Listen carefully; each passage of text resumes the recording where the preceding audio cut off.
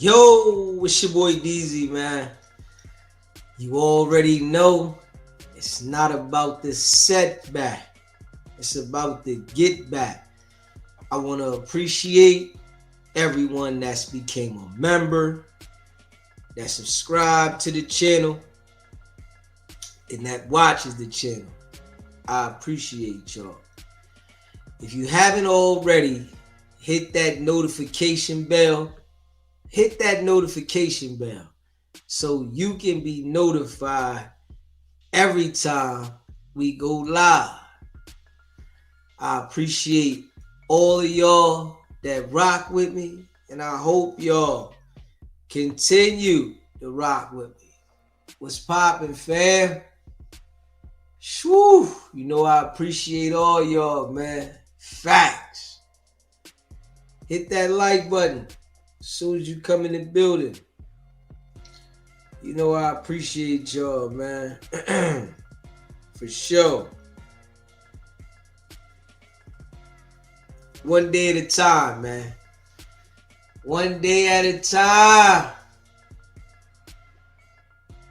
We putting it together, man. Yeah, so Wack can't be trusted, man. Wack can't be trusted. Everybody that aligns themselves with Wack, it's like you treading on thin ice. Because at any given moment, he gonna turn on you and do you dirty, right? So I guess that channel, Getty Radio, they saying that Wack got the channel clipped. The Getty Radio channel. Wack got the channel clipped. And you gotta understand, right? Those people, right,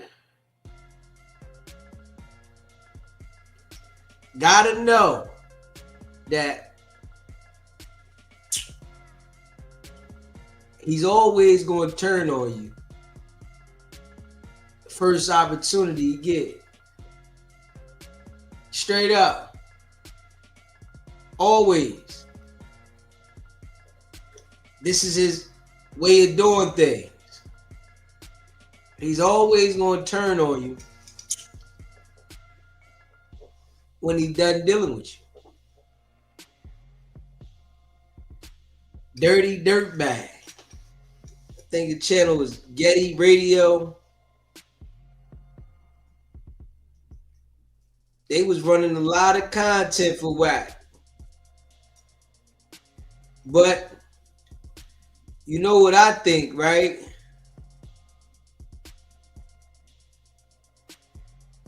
You know what I think, right? He wasn't paying up. This is what I think, right? He wasn't paying up. You know, Wack want a part of whatever you got going on. Straight up. So I don't think dude was paying up, man. He wasn't making his monthly payments. And Wack turned on it. Straight up. You got to make those monthly payments with Wack. He want a part of that check every month. And I'm sure he want to see the analytics too. Let me see what you got there. You ain't following the rules and meeting up to what he wants you to do. Oh, he gonna backdoor you. Can't be trusted. You know, at all, man. Straight up. And I see an old post. They say Wack confronts Getty Radio for spreading lies about him. I do see that. right? I see an old post where it say, Wack confronts Getty Radio about spreading lies. So, and this was 5 months ago. So, 5 months ago, he said he confronted the man about spreading lies. And he was talking about Big U pushing false narratives as well, right? Yeah. Big U don't rock with Wack at all. Big U would never reach out to Wack, especially in the position that he's in right now. He would never reach out to Wack in this position at all. You know, so Wack want people to think that Big U is reaching out to him to apologize and help. This should be like a valuable lesson to the people that don't understand it, that you can never deal with Wack. Never. Ever. Because he's always gonna snake you. Straight up. And this is what he do to all the people. Wack don't care about none of the people that he deal with on the internet, right? But he's gonna portray to you like he cares and y'all are brothers to get you comfortable. After you get comfortable,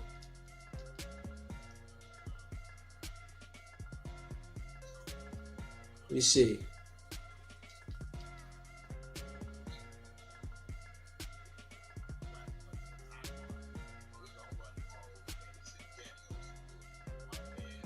All right.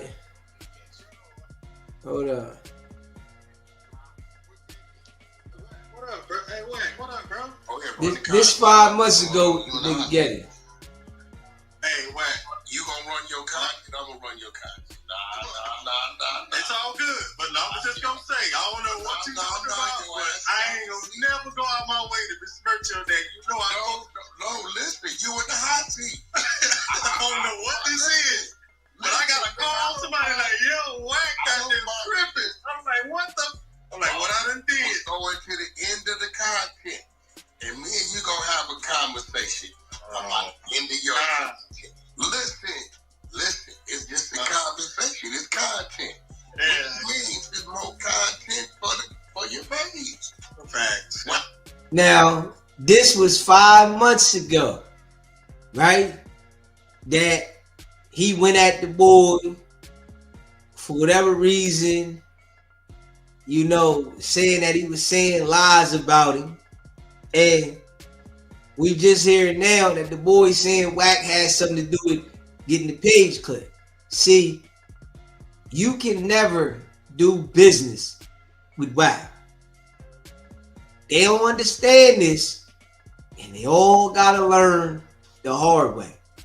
You can never do any business with Wack, because he's always thinking about snaking you, right? If he can't intimidate you, then he's gonna do something whereas though you gotta feel it and he don't care. So the dude Getty Radio, I guess, said some lies about Wack months ago, and Wack said something about it to him. Bought him on Clubhouse. I have an issue with Getty Radio. So you got the content, right? We just go to the end of the content. Let's go to when you start talking. Which video was this?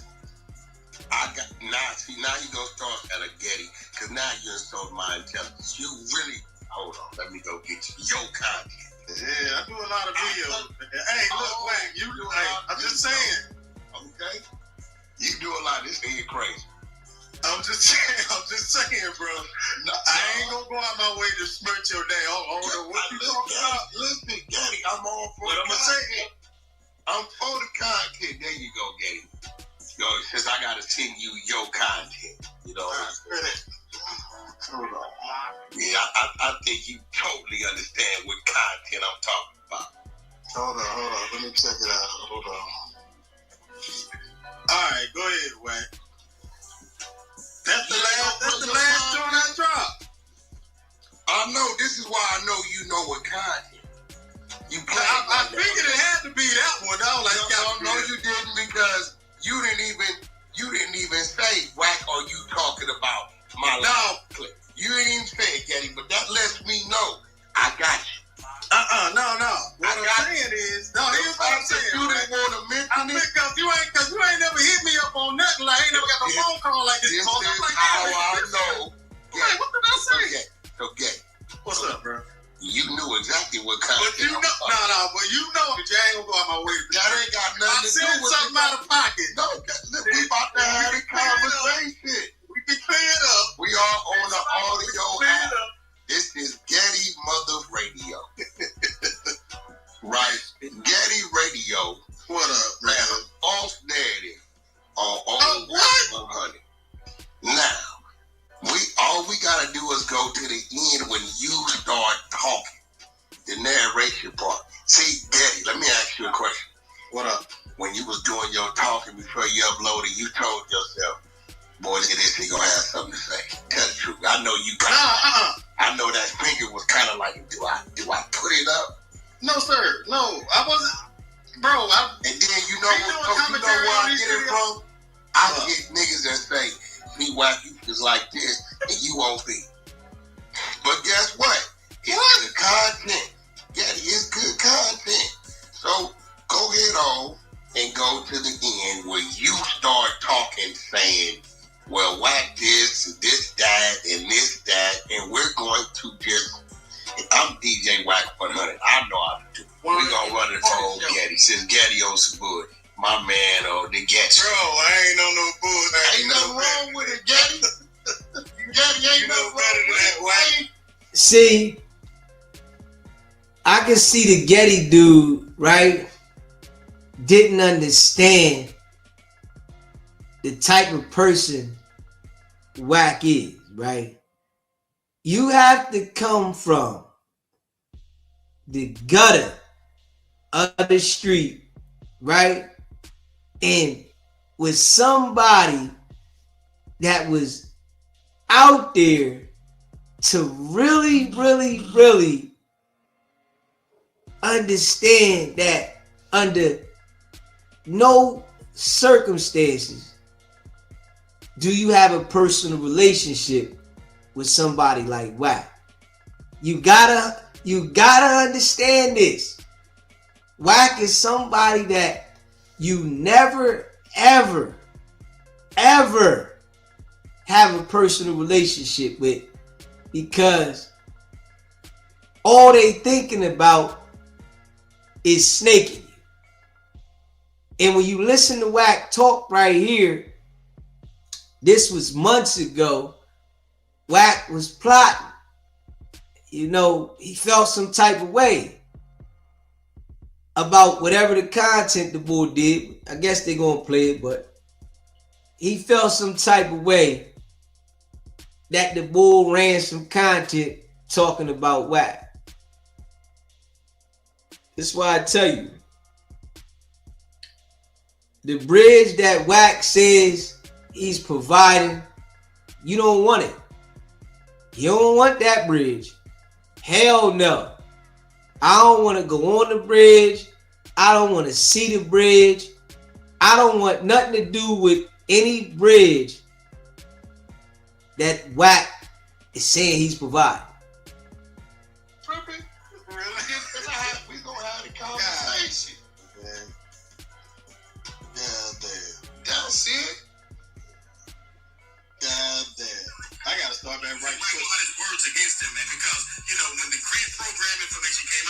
100 said, hey man, when he heard about that, his heart dropped a little bit because him and Big U. Hold on, this you got that conversation. All right, we gonna leave it right there, y'all. Let me know what y'all think about this audio, man. We got Wack 100 once again having a heated debate this time with the New York Goons and the Bloody Bunch on Clubhouse, and they're asking them the same question they've always asked him, man. Hey, what's really going on with Big U? What's really going on with the case? Why you not tied into the RICO? How you know about these charges? How you know about the grid program? How you know about Nipsey Hussle sex tape? How you know about this, that, and the third? What did you really do? What kind of business did you do? And Wack 100 has always said he ain't do no illegal business with Big U. He ain't run with Big U in that way. So, they kind of using Wack 100's words against him, man, because, when the grid program information came out, Wack 100 said, hey, man, when he heard about that, his heart dropped a little bit because him and Big U ran together for 17 years. And now it seems like, he's changing up his tune a little. Okay. So how am I changing up my tune? You said it, Getty. I prefaced that. Getty, you said it. So how am I prefaced that with saying, you always said that you never done no illegal business with Big U. They're always. I prefaced that, but I prefaced that with saying that. You understand what I'm saying? I prefaced that with saying that. So when I'm commentating around what's being said in the audio. I always say, I preface that by saying, hey man, you always say you never done no illegal with Big U. Okay. Now, I want to know what you meant by what you said. You said Wack is like he backtracked. Listen, bro. Pitbull here, right? I've been knowing Pitbull just as long as I've been knowing Big U. Now, this is some real shit. Yes, sir. And listen, I'm going to tell you the things I know about Pitbull. I know he's Muslim. I know he's NOI, right? I know his upbringing is out of the Harlem Crips. And I've learned in the last year or so that he does a lot of auction and car sales. People call him about. I've learned that since I've been on Clubhouse. Now, I'm pretty sure, I know who his wife was and I knew who he separated from. Right? Boom. I'm pretty sure it's a whole lot more to Pitbull. But that's what I know of Pitbull. You get what I'm saying? Yeah. So Getty, now let me ask you something. Yeah. Did you read the Big U indictment paperwork, the RICO paperwork? Yeah. Okay. Let's talk about the males, not the two women. What do those people have in common? The males, the 5 males that's in his indictment, RICO. What do they have in common? Outside of the fact that they 60s? Oh no, let's stay right there. All of them from rolling 60s, right? Yeah. Okay. Now, if we look at Big U, looking at him, we can tell he's a man that likes to be in control, right? We could kind of say he's a man like to be in control of his situation. I understand it. Okay, so if he had 2 palm rules, 2 brims, and a motherfucker nigga from Venice Showline involved in some shit, can he control them the way he can control those 60s? I wouldn't think so. You mean as far as West Coast politics is done? He couldn't control them because these niggas got other neighborhoods. If a nigga could go back to his hood, look, nigga, we doing this, and it's supposed to be 100,000, nigga, but we can double back and do this and fuck them niggas. This guy is a grown man, right? And he's allowing Wack 100, another grown man, to chastise him, to question him as if he's a little boy. And this is what happens when these guys want to do business with Wack. He's going to start playing the game with you. Dude don't understand Wack playing the game with him right now. Really though. Straight game. Dude thinking that Wack is questioning about something he gonna be able to lie to him when Wack already got his mind made up that you was trying to play him on the content, right? And he's using the dude to just say more information while he little boy on the clubhouse stage. Straight up. You can't do business with Wack. Enemies anyway. You see how this shit go? Mm-hmm. So, what I'm learning, right? Because again, my dealings with him was always on the legal side of it, right? I'm learning that it looks to me, and I could be wrong, that whenever he did some dirty work, he only did that with who? According to the word, the 60s. That's it. So I want to know where I'm backtracking at. We got some old shit. We gonna press play. You said it. I ain't say it. When I agreed, I said, yeah, I had to sit down for a couple days. You know why? Because I usually know what I'm dealing with. You get what I'm saying? If you ask Pitbull right now, if I was to find out, not to say he is, and I know he isn't, that he was selling pills, ask him what I answered his phone. Oh, he ain't gonna never talk to me again. Like, bro, you gotta understand, like, when you talking about no spaghetti. So now let me tell you why I think your thing was Wack said he had to sit down. That must have meant something was going on. I get where you're coming from. So let's no, that's not what I meant. Well, let's plug in everything else that comes with it. I would go to this man's home. Yeah. You get what I'm saying? He has ridden in a vehicle with me, which I don't allow a lot of people to do that with, right? So when I'm sitting here thinking about this shit, do you know what it feels like to find out a motherfucker you thought who they was, that they somebody else? Yeah. And then you start to think like, damn, nigga, you could have been in the trick bag. So that's the sitting down. It wasn't, oh man, is a nigga gonna tell we did this or did that and did, we ain't did that. And I'm gonna be real at this point, with him approaching 59 and looking at the time he could, I really believe wholeheartedly at this point in his life he wouldn't give a fuck if he had me doing some crazy shit. I believe I'd be the sacrificial lamb. It's a fact. I don't worry about it because listen, if I knew me and this nigga was dirty, you think I would have been hollering the grid program shit? Oh no. Nigga, hold on, Wack. You put too much light on this nigga, he get caught up. He can go tell about this. I ain't stupid. It's just the fact that I know we ain't got no dirt together. So you know what I'm saying? So I get it. You confident in that. That's why I said before I prefaced that by saying you always said you ain't never done blah blah blah.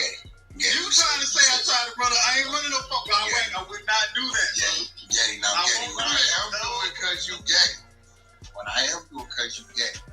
Wack is doing this with you. I could have let the flow do it with you. Then you would have been content. Because they're going to say, Getty, you playing the 50. But I think I know Getty. I know Getty, so we're going to keep playing. Yo, let's see what else you got to say. They kind of say, hey, man, I ran with him, but I didn't with him. We were cool, but we weren't cool. Yeah, I had a key to his house. We slept on each other's couches. We knew each other. We spoke to each other. My families knew his family. His family knew my family. I protected his son. He protected my family. There was nothing going to go down between my family and his family. His beef was really centered towards him, and Big U's beef was really centered towards Wack100. So a lot of people are speculating that a lot of things that Big U was accused of about affairs that Wack100 maybe had some dealings in that as well. And if they feel that way, if he was running Big U in that way, but people are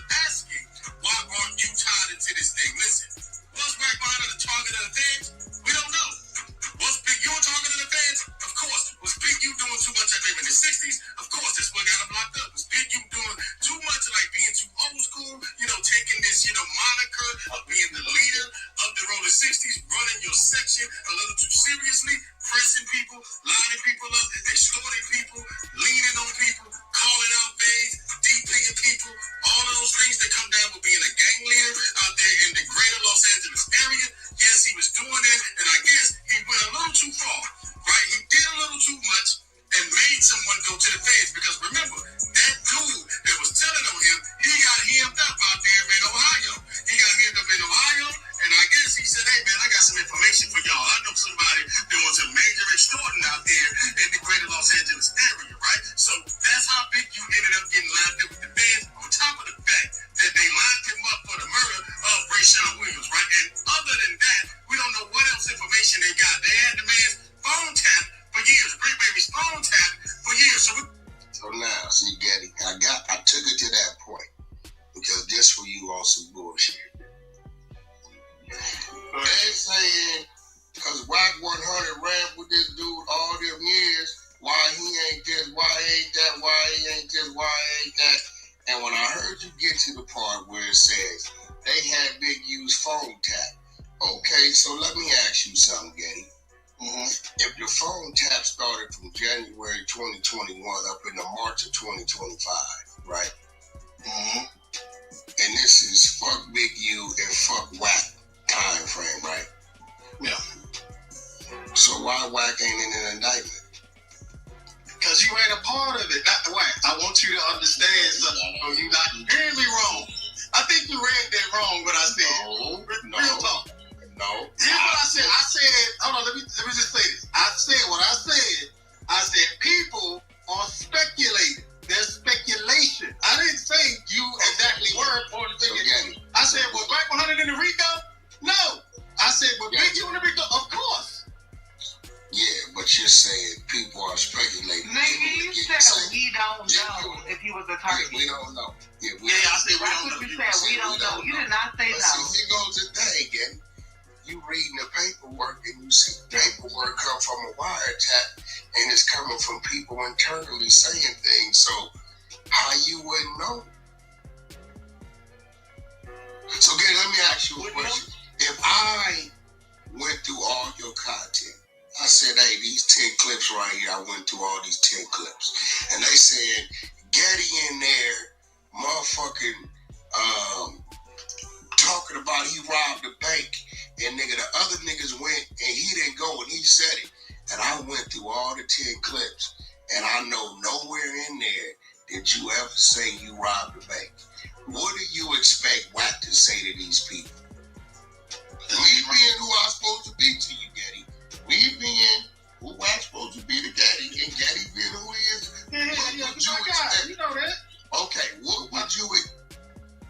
You hear this? Straight treating him like a little boy. Straight up.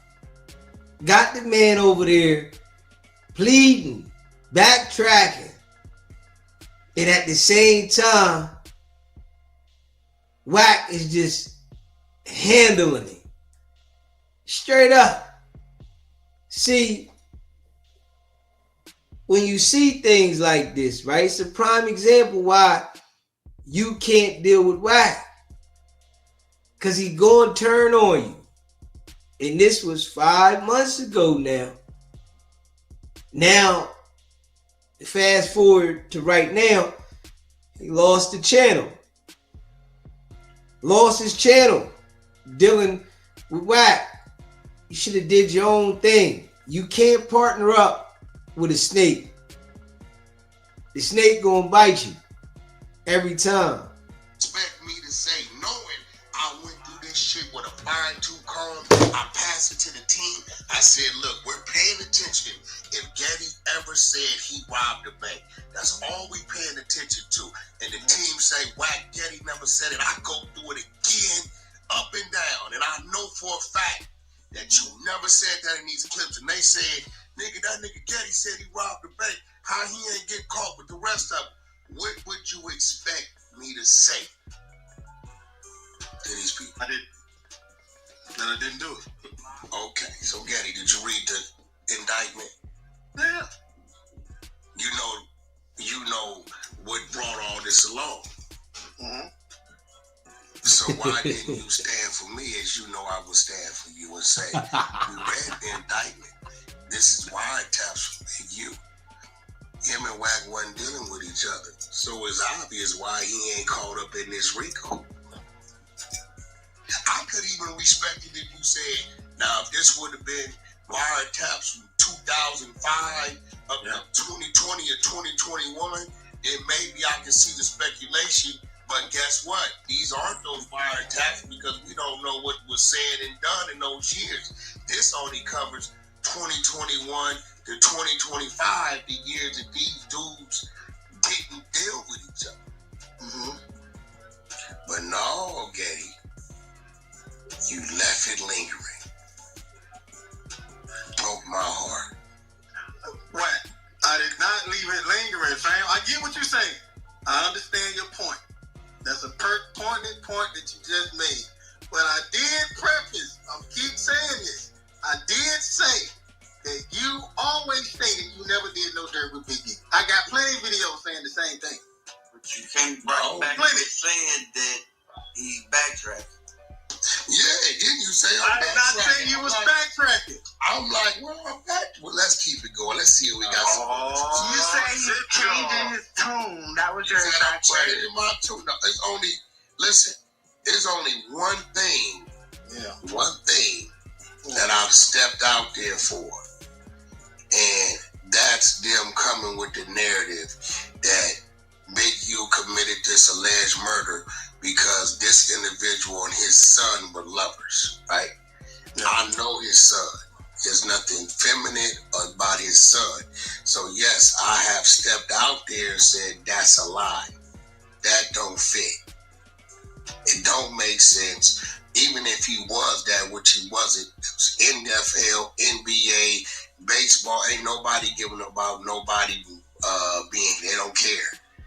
That's over with, right? But I have stepped out there, and I'm going to tell you why I stepped out there, and I'm going to speak on this.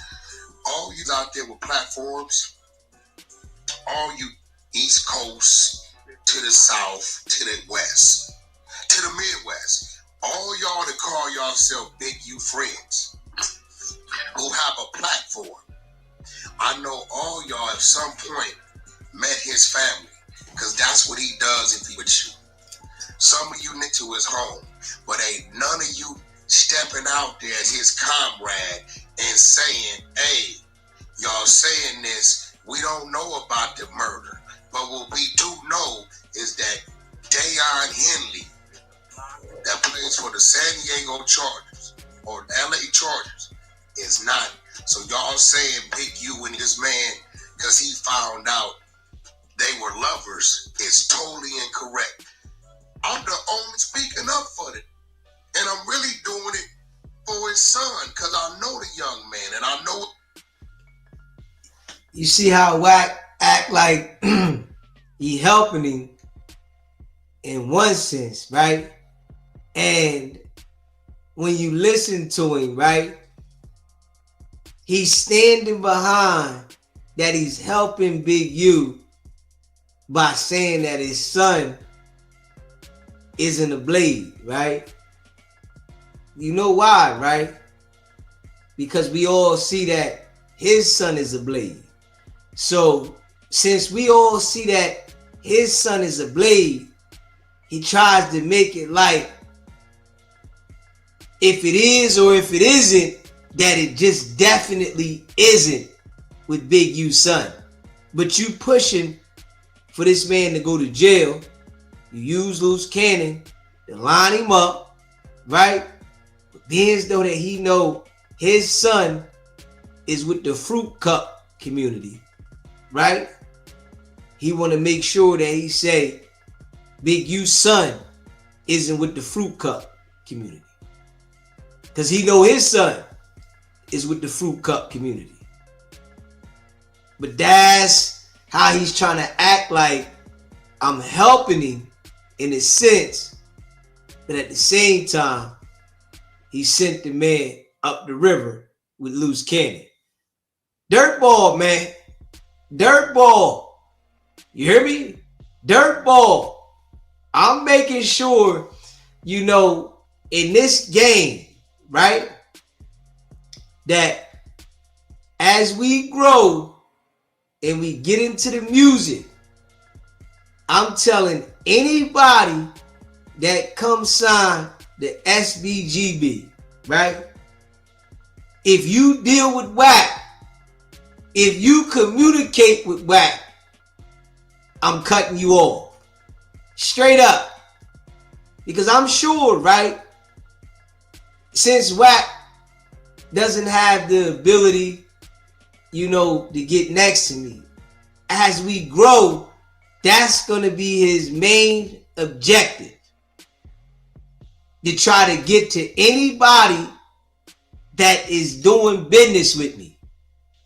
And I can see this now, because we going to the moon. Trust me. The label coming. You know what I'm saying? Label be here. Next month, single be dropping, all that, right? So, as the time go on, Wack is going to make it his business to pay attention who's dealing with SBGB, right? And if he could get there, oh man, that's going to be in any contract that I do with anybody. If you deal with Wack, your contract is over. Straight up, it's over. Hit that like button, man. Hit that subscribe button. Mother, none of you all you did podcasts for, ain't none of you speaking up. None of you East Coast. What's the name of the Spanish name? I'm gonna call you on your the K Law Rats dude. What's his name? Pistol Pete. Speak up. You know they are. Big, you done been on your podcast 3-4 times. Speak up, bro. For that that situation, right? Trick. Speak up. You been to his home. Spent the night in his home. Speak up and defend they cause y'all know goddamn well ain't nothing about that young man. All you on the West Coast, he done did podcasts and shit for it. Speak up. See, Getty, I'm catching the backtracking because I'm the only speaking up for that situation. And I'm just doing what a man's supposed to do, a man of honor supposed to do. We may have our differences. You know what most would have did? Right? Most of these would have been in my position. They would have ran with it and poured fuel on the fire. But Big U, even yourself is guilty because you know my son. You know what you told me about my son, Big U? Damn, Wack. You raised this young man right. Man, I wish Huey could have followed in his footsteps, man. I didn't want the gang life for my son. I'd have thought your son would have been banged out. He don't even use profanity. You know my children, but never one time did Big U even speak up for mine. So what I'm showing people. What I tell you? What did I say? I said it before I even knew it, right? His son, that is the reason why he's acting like he's speaking up for Big U's son, but at the same time, he want to send his dad to jail.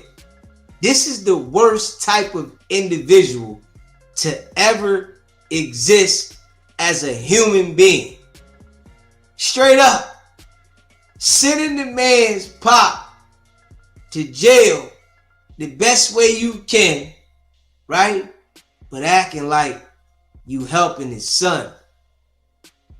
Damn. Dude is dirty. Hey, this is why I would never talk to Wack off the air. The only way we get to talk is on the air. And y'all see, right? He tried to act like I got allegations of this and that, and we only talk on the air. Just imagine if I had a private conversation with Wack, what he would come to the internet and say. Just imagine. Oh, man. It would be outrageous. Yeah. Is what a real guy, the so-called real, what a leader, what a man of honor is supposed to do, no matter what the devil or what the wicked upon you and you call it wrong.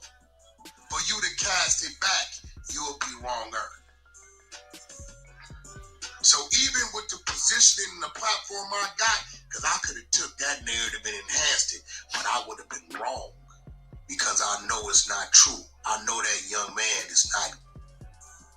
If he was, that'd just be what it is, but he's not. So just because that man is down and he ain't here to defend himself, don't mean I'm going to stay quiet like some of you called yourself his friend, and you got platforms, and I ain't heard now one of you. I called out a few names. Stand up and say, hey, that shit y'all saying about that man's son ain't right. I know his son. Some of you been in this man's home.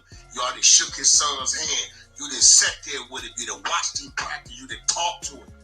Ain't nothing about he may be humble, right? He may be a little quiet, but his focus has always been his books and the football field. It's always been that. I've never heard him cuss or crip, gang bang, none of that shit. This is my dealings with him. I've been knowing him since he been 5-6 years old. So I guess because why is Wack speaking up and he don't get along with this, because I'm showing you what a man, what a father, what a dad knows to do, because I understand the damage that can do to a man and to that young man if this social media start rolling like that with a false narrative. So I don't know. Maybe I'm guilty of just being a real guy. And if that's the case, I set my punishment for it. If they want to say, Wack, you a soft for speaking up for Big U son not being, and that they fuck and this, that's cool.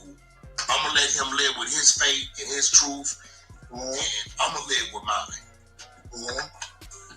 So let's see what else you had to say. Told y'all. I don't know what the feds really got, what they really got going on, and maybe what they had going on ain't have nothing to do with wack100, but the New York goons ain't buying it, man. They're trying to say that he's a rat. They're trying to say that he's a rat because a lot of the people out of New York City. Could we use your house to trial our 24-hour bathroom upgrade system? We're looking for homeowners with right or upset at the fact that wack100 went at Jim Jones the way he went at Jim Jones. We already know that wiretap leak of Jim Jones talking to Dale Murder about, how 6ix9ine need to be violated or DP, and wack100 took that information and said, hey, if the feds heard that phone call, they grabbed up 6ix9ine after that phone call. They did not grab up Jim Jones. Jim Jones got to be working, and that's all they said. You understand what I'm saying? They're upset about that because Wack has been on Jim Jones' head. Well, Getty, there you go lying again. They didn't grab 6ix9ine up after that phone call.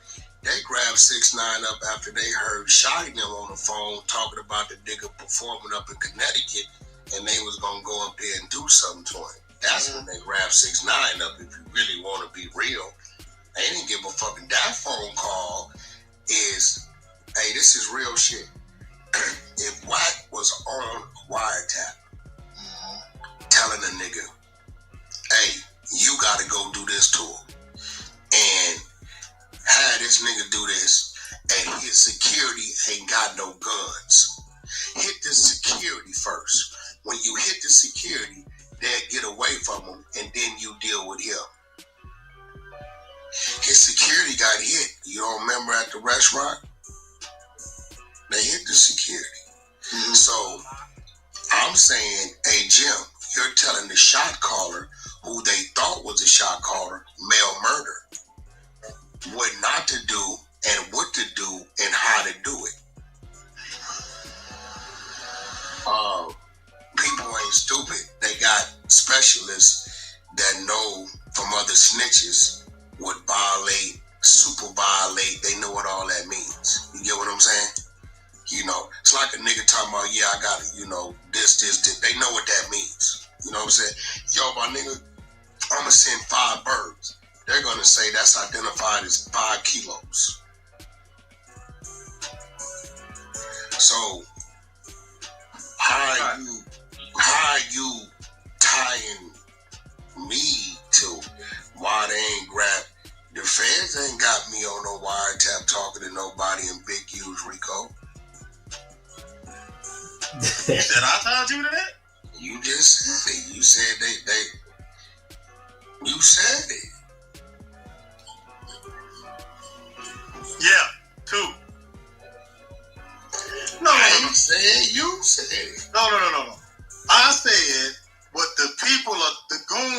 saying. The New York dudes. That the video was about. I'm commentating about what's going on in the audio. I didn't tie you to it. I didn't say personally me. I think that way about you.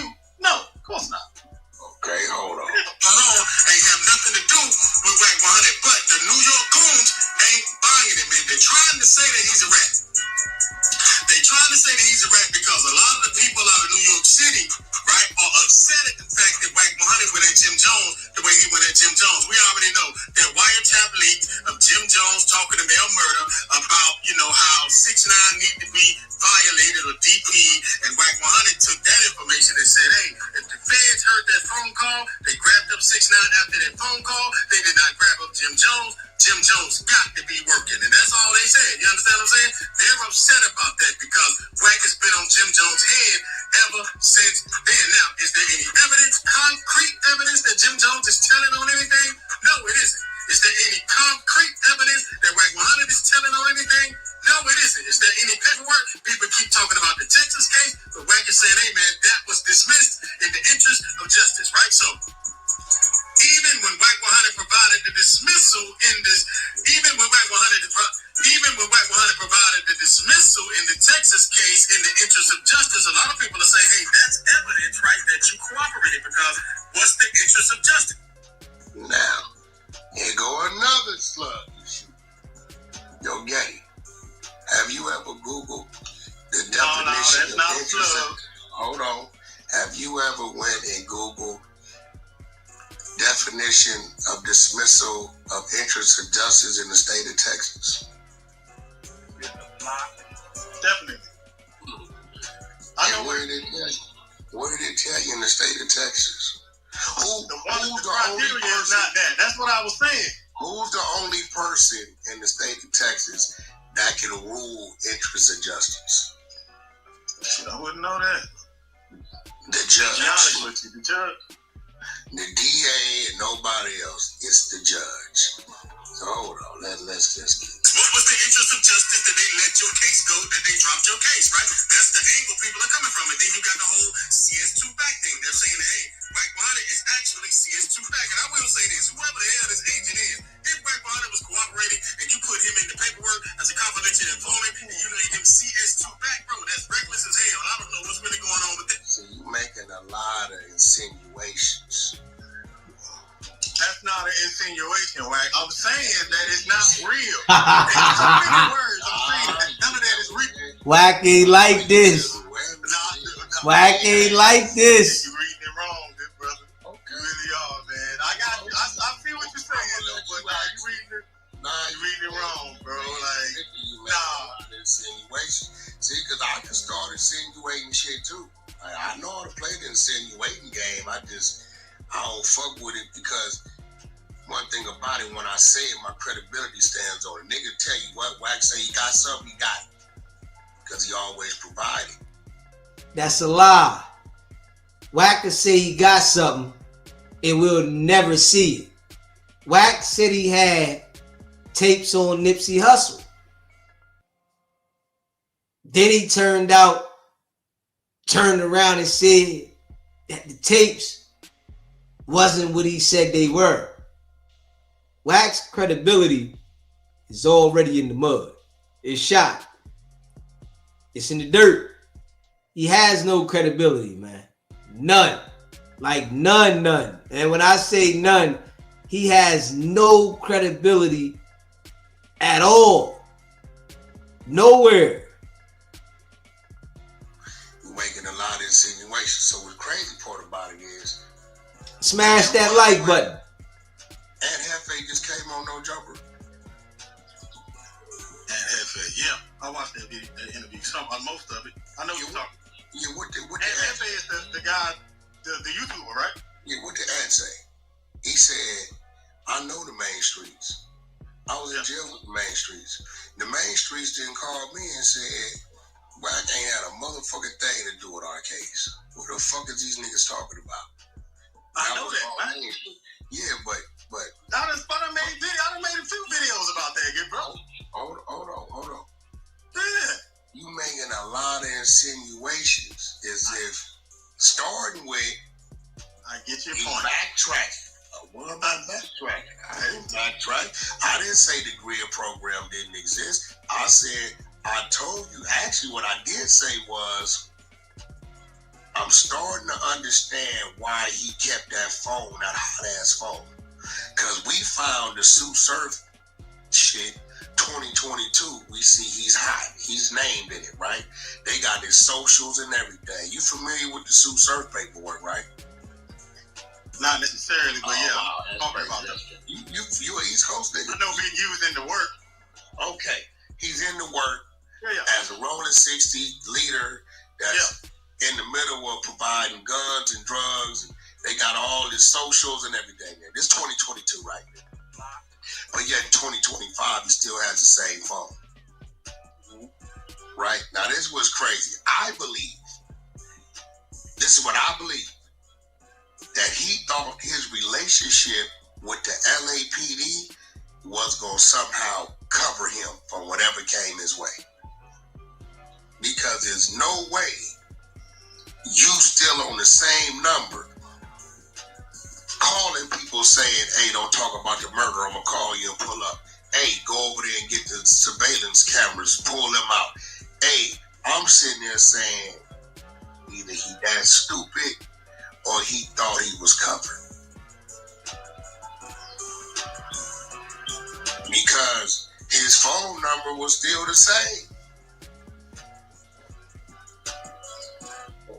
You know, Wack always trying to run that game. Appreciate that super chat. Wack got N Hefe in his pocket. He's compromised. You know, that's Wack's whole goal, to get to these dudes and control them. And when they get out of control, he turns on them like he does everybody. So, you don't want to get in business with Wack, because the time is going to come where he's going to turn on you. Let's see what else you got to say. Wack is saying, hey, that's doctored up, that is not real, that is not true, and there's no concrete evidence out there. But what's good for the goose is good for the gander, man. And a lot of people feel, especially the New York goons, man, I guess they feel that wack100 throws the snitch word around too much, the rat word around too much, the cooperator word around too much, so they're turning... I throw it around, I provide the documents. Which one? Damn, Getty, what's wrong? But like Which that, one? no, I'm not. What are you talking about? You playing the 50, Getty. No, you playing the 50, homie. No, I throw it around. Getty, you playing Here the come the 50. minions. Getty, that's crazy. Oh, Getty. my Getty, nigga. do I throw it around? Really? Getty, do I throw it around or do I provide the work? You provide work, yeah. Okay, so why you didn't reference that Wack always provides the work? You saying it was good for the goose, good for the gander. What are you? Wack, the point that I was making was people are saying that you call a person a rat. They're saying they're doing the same thing. Listen, I'm saying they're pretty much doing the same thing. They don't have nothing, but they only saying it because you're saying it. You understand what I'm saying? Do I provide the document? Yeah, you do. Oh. Wack got this nigga on trial. You hear me? Wack had him on trial. That's what it sound like. Dudes sound like he's straight on trial. Straight felony case. Word. Dude up there answering all the questions of Wack. Nigga, I would have been like, man, shut up, nigga. Who you think you talking to? But this what happen when these people get next to Wack. He up there playing the content that the boy did while questioning him about his content. You said this? Nah. Then got the little peewees in the back. Yeah. Got the peewees in the back. Broke niggas. Niggas ain't got no paper. Busters. They like, come on, Getty. The boy could have did alright with his channel without doing business with Wack. It's the worst thing you ever can do in the existence of your life is to do business with Wack. Okay, so for me to call a nigga something, I provided, right? Right. No, you don't. You're lying. Yeah. Around and doing the same thing to him. That's all this is, man. So there's really no concrete evidence that anybody is telling pertaining to, I guess wack100 situation directly, Jim Jones situation directly. Now, as far as Big U, Brick Baby, Loose Cannon told him himself, we don't know what's really going on with that. Brick Baby did have a sealed case, a sealed file, the whole 9 yards, man. He had a sealed case and he was let out on the streets to work allegedly for 2 years after he caught a major gun case, being a convicted felon with previous gun cases. So you can't speak to that situation right there. But wack100 ain't really had no run-ins with law enforcement, man. So the New York Goons ain't buying it. I guess everybody else ain't buying it. But y'all tell me what y'all think, man. Who do you think won in this debate? Are the New York Goons on or something? Or is wack100 looking real good in this situation, coming into the lion's den, into their space, answering all questions and not running from any smoke? Y'all let me know what y'all think about this in the comment section, man. This has been Gator Radio. I appreciate you being here. Please. Yeti, I will say this. I'm going to say this. The world I come from, it ain't ran on right and wrong. It's ran on politics. I think you understand that. Yeti? Absolutely. Politics say, Getty, you're supposed to be a little more in depth when it comes to covering me on shit that you know that you have that's actual and factual. You handle that as if you ain't part of the team.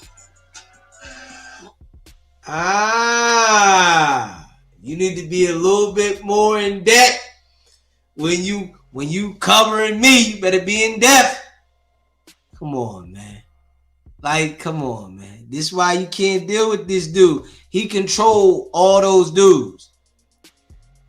The dudes that be running that content for him, he control them.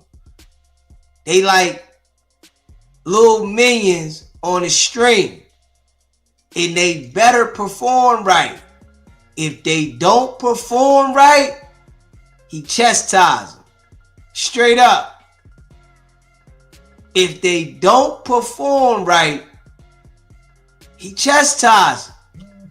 Got them boys up there straight chastising them like they not even grown men. Straight up. Really, Wack? Get the fuck. Where the media team back? Let's bring your brothers up here. Wack, that ain't. Dale is a real neutral nigga. Where Dale? You. Am I telling the brother anything wrong? Nah, Getty know. He know how to do it and how not to do it. So he'll go back, he'll fix it, but he know what's going on. Yo, see what I'm saying, Getty? Now listen, I'm handling you like a brother right now. Wack, I got you. I understand your point. I get where you're coming from, brother. I get it. I get it, man. Listen, let me tell you I something. get it, man. I get it. This is a real story. Pit Bull tells y'all this story. This is a real shit. This the type of nigga I am. If I fuck with you, I fuck with you. This is real shit. And you one of the dudes that been able to reap a lot of benefits off fucking with Wack, right? I ain't telling you to lie, but I'm telling you to utilize the information that you have, right, when it comes to lies being told, to clear it up. This is why this is the strength of my media team. Once upon a time, Pitbull was out doing the work detail. Some things happened. We went to leave. Our bus was stopped.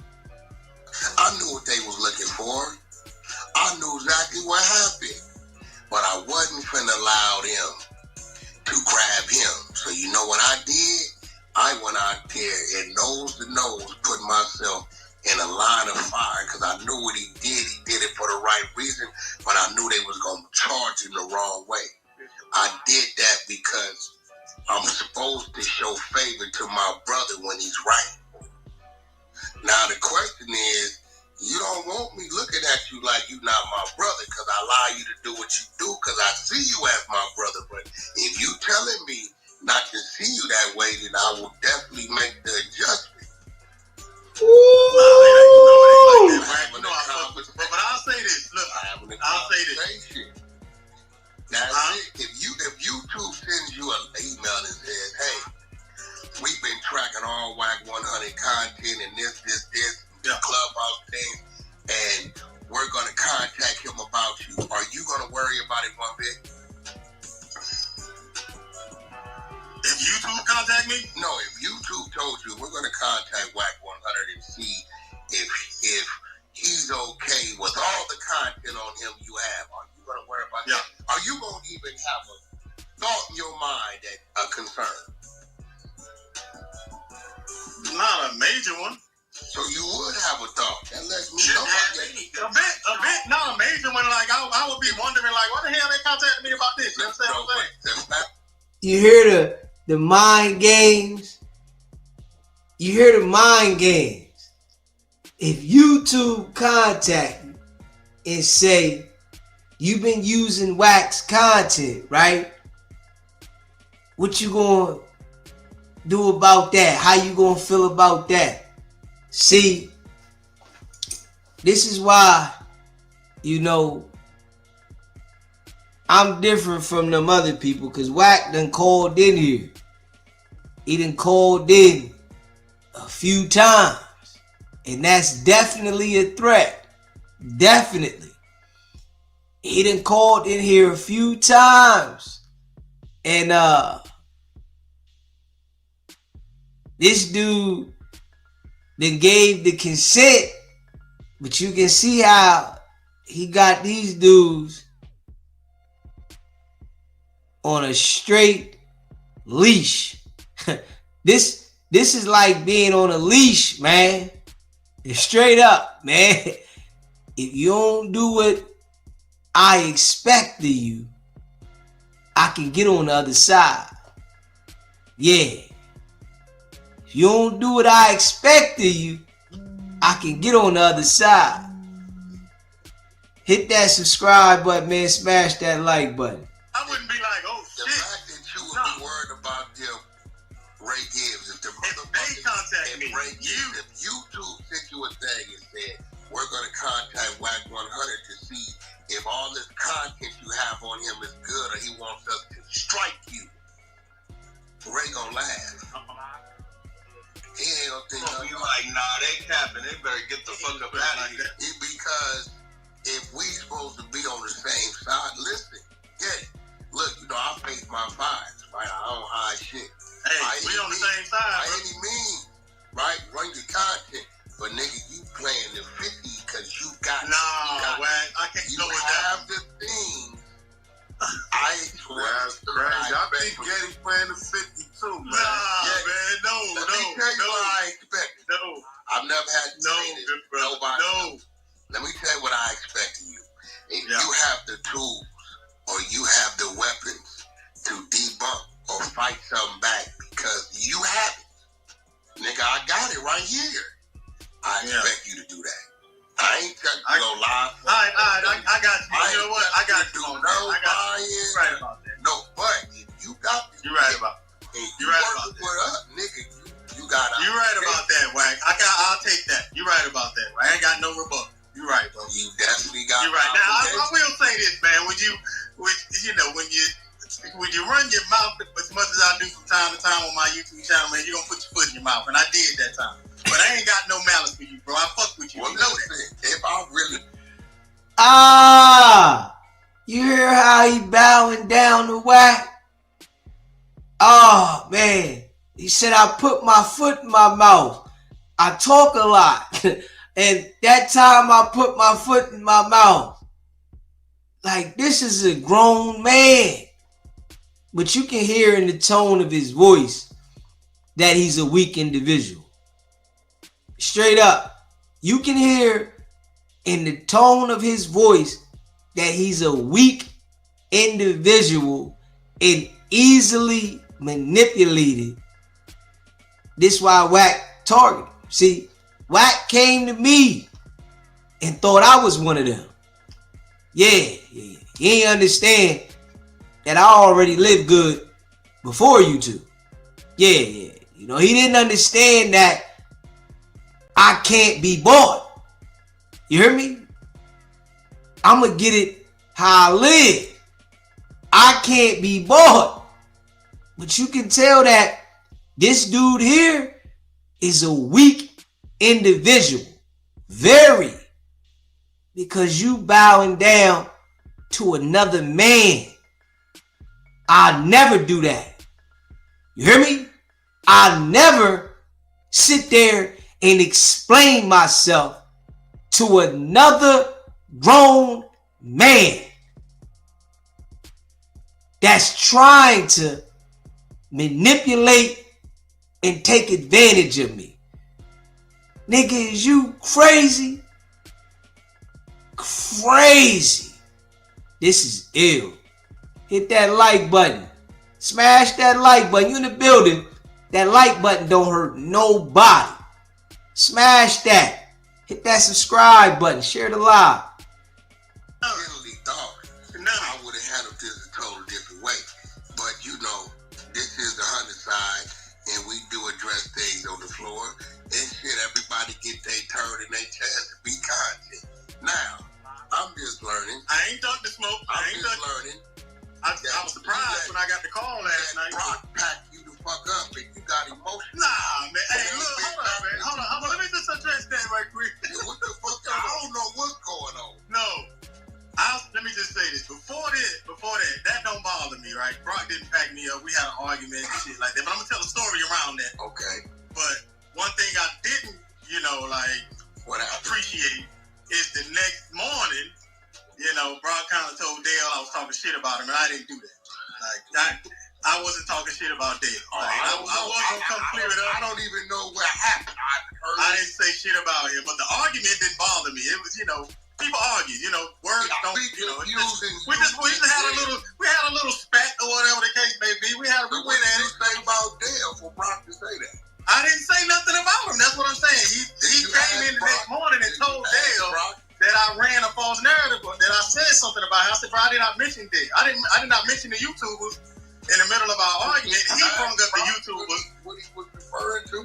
Yeah, but he brought up the YouTubers, and I said, bro, that ain't got nothing to do with this. It's between me and you. He started talking about the YouTubers and numbers and how many numbers people get, and who get the most views. My whole team do great for themselves. Dale does great for himself as well. I didn't mention that though. That's why that's one thing I didn't appreciate. Everybody does. And I know Dale on the stage, bro. I ain't run your name. I ain't say nothing crazy about you, bro. I didn't. Dale thought you did. He'd call you and said something. Listen. Yeah, I'm on you. Why they say you been gone? I said, what you? Come on, bro. You know we don't do no running. I didn't run. I came back. I told you I came back the next day. The next day I came back. Hold on. Wait, let me just say this. The next day I came back, right? Okay. I was in the goo. I raised my hand. Brock was on stage there. I raised my hand. Nobody brought me up. Oh, I was like, you know what? Shit. Wait, hold on, team. Y'all know just because two motherfuckers get away with it, get into it. Shit. Don't bring them up. But now, Getty, so why you ain't say nothing to me about that's going on? Because I'm like, I don't want to do that, bro. Nah. I don't want to I don't want to bring you in the middle of it. I don't give a fuck about y'all back and forth. But if you tell me it's getting to a point because of y'all back and forth, now niggas ain't bringing you up. That's the issue. Y'all back and forth. I don't know what the fuck it is. I ain't heard it. They ain't played it. It won't nothing. It really won't nothing. It was just machismo. I was just concerned because they said you start crying real bad. Yeah, right. In the background, took the phone and said, "Why would you feel this way?" So, just to let you know, bro, they got a new federal charge called making a man cry. You know what I'm saying? No. I don't want nephew called up. It wasn't that many tears, was it? Nah, fam. That just happened. It ain't that. It won't that serious, funny. Yo, getting shit happened for a reason because I went to sleep last night. Last night, boy, it might would have been a different kind of fire because I was looking for your ass last night. I know, I was asleep. I hit you up. I called you when I woke up. I said, damn. Because somebody hit me up like, yo, bro, Wack goddamn. You know the crazy part about it. You know that I wasn't tripping. I never said I was tripping. But they just know me. I said, I got this clip where Getty ass, and everybody knew something was up. They didn't even hear it. This is their first time hearing it. Yeah. I didn't play it. I didn't even tell them nothing.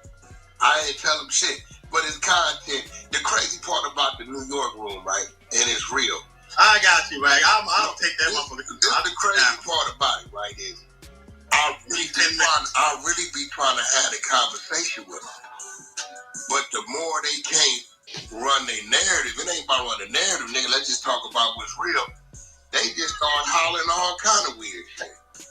Which makes them look like, well, damn, Wack came in here, nigga, in the Lion's Den. Because you put his name in the title, and now you can't have a conversation.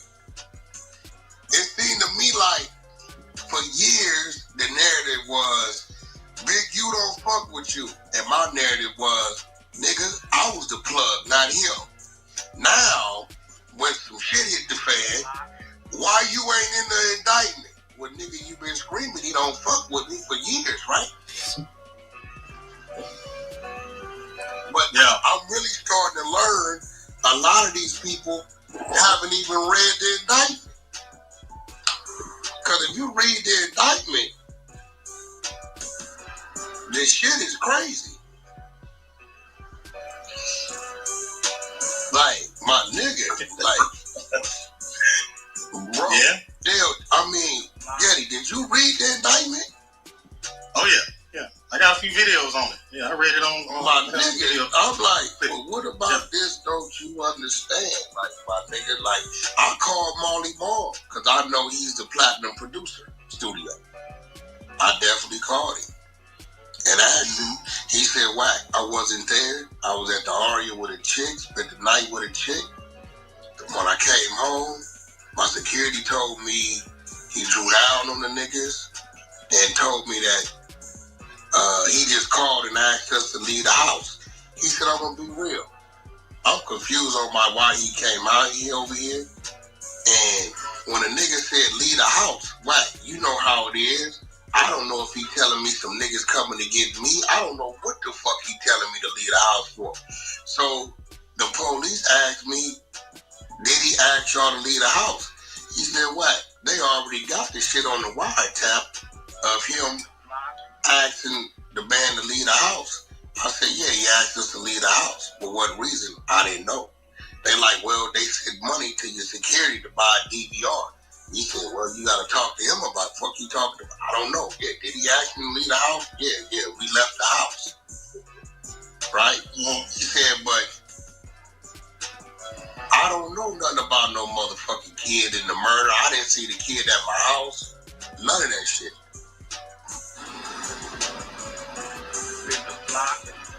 Right.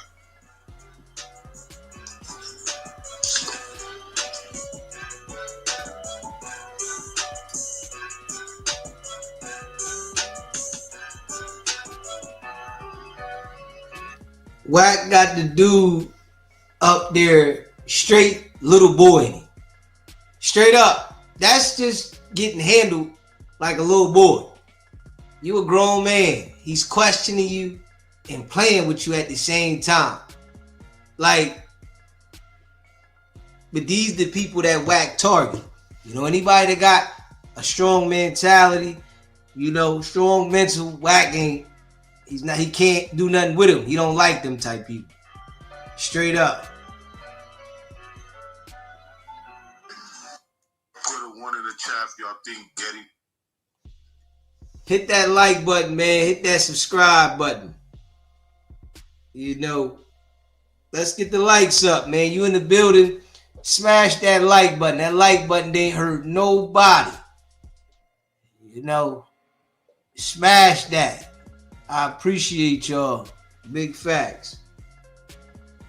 Oh, yeah, man. It's hilarious. It's hilarious. Yeah. I'm going to let y'all hear it now in a second. SBGB TV. It's a live call-in show. What's poppin'? What's going on, Daisy? It's your boy Tex. What's going on with you, Tex? What's poppin'? Man, I listen, man. I gotta kick some ass on this topic because I just experienced being a businessman myself. Your point, you can't do business with certain people. You just can't do business with certain people. Yeah. Doing business with certain people can be dangerous to do business with certain people. I experienced that.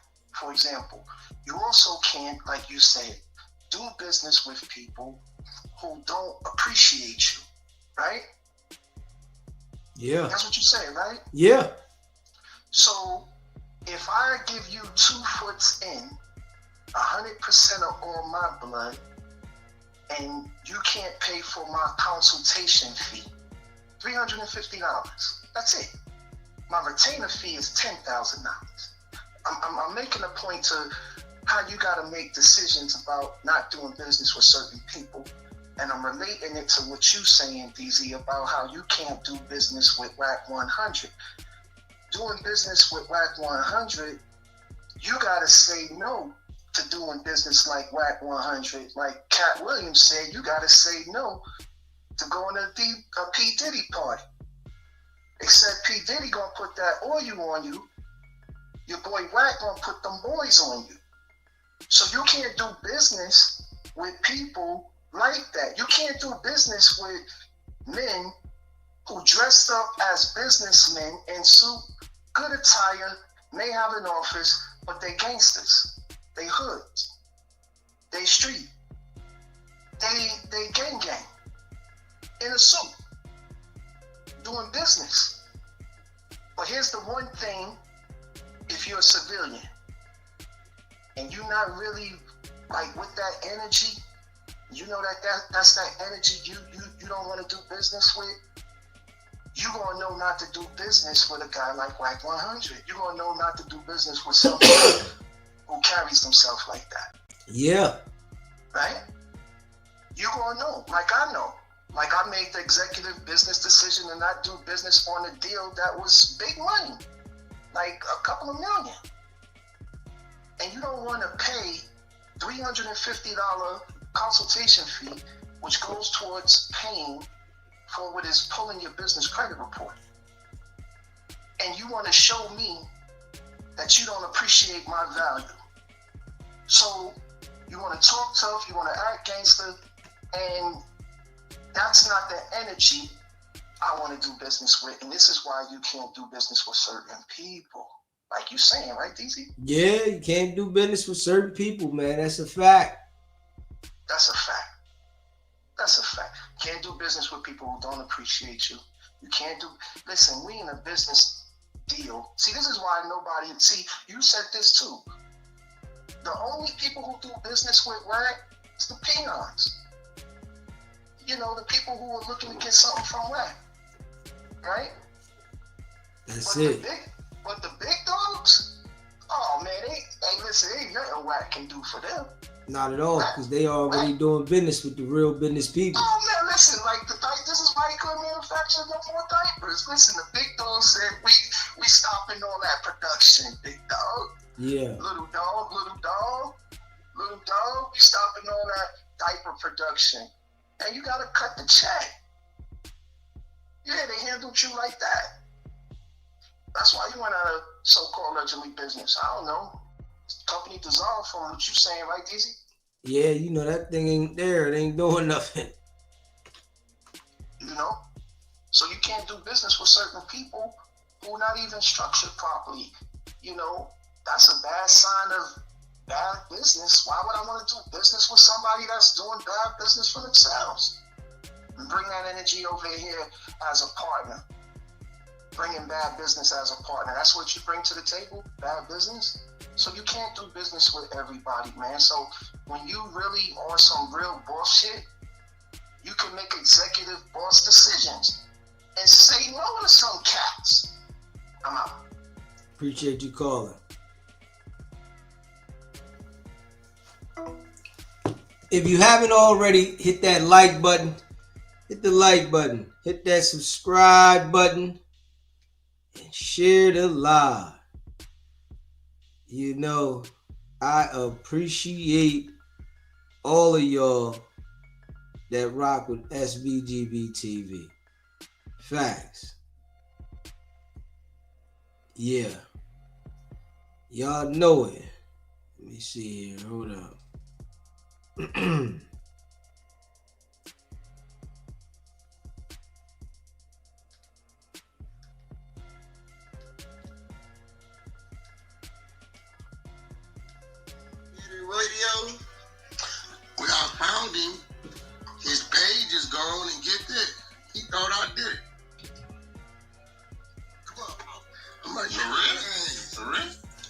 why would I be talking about this?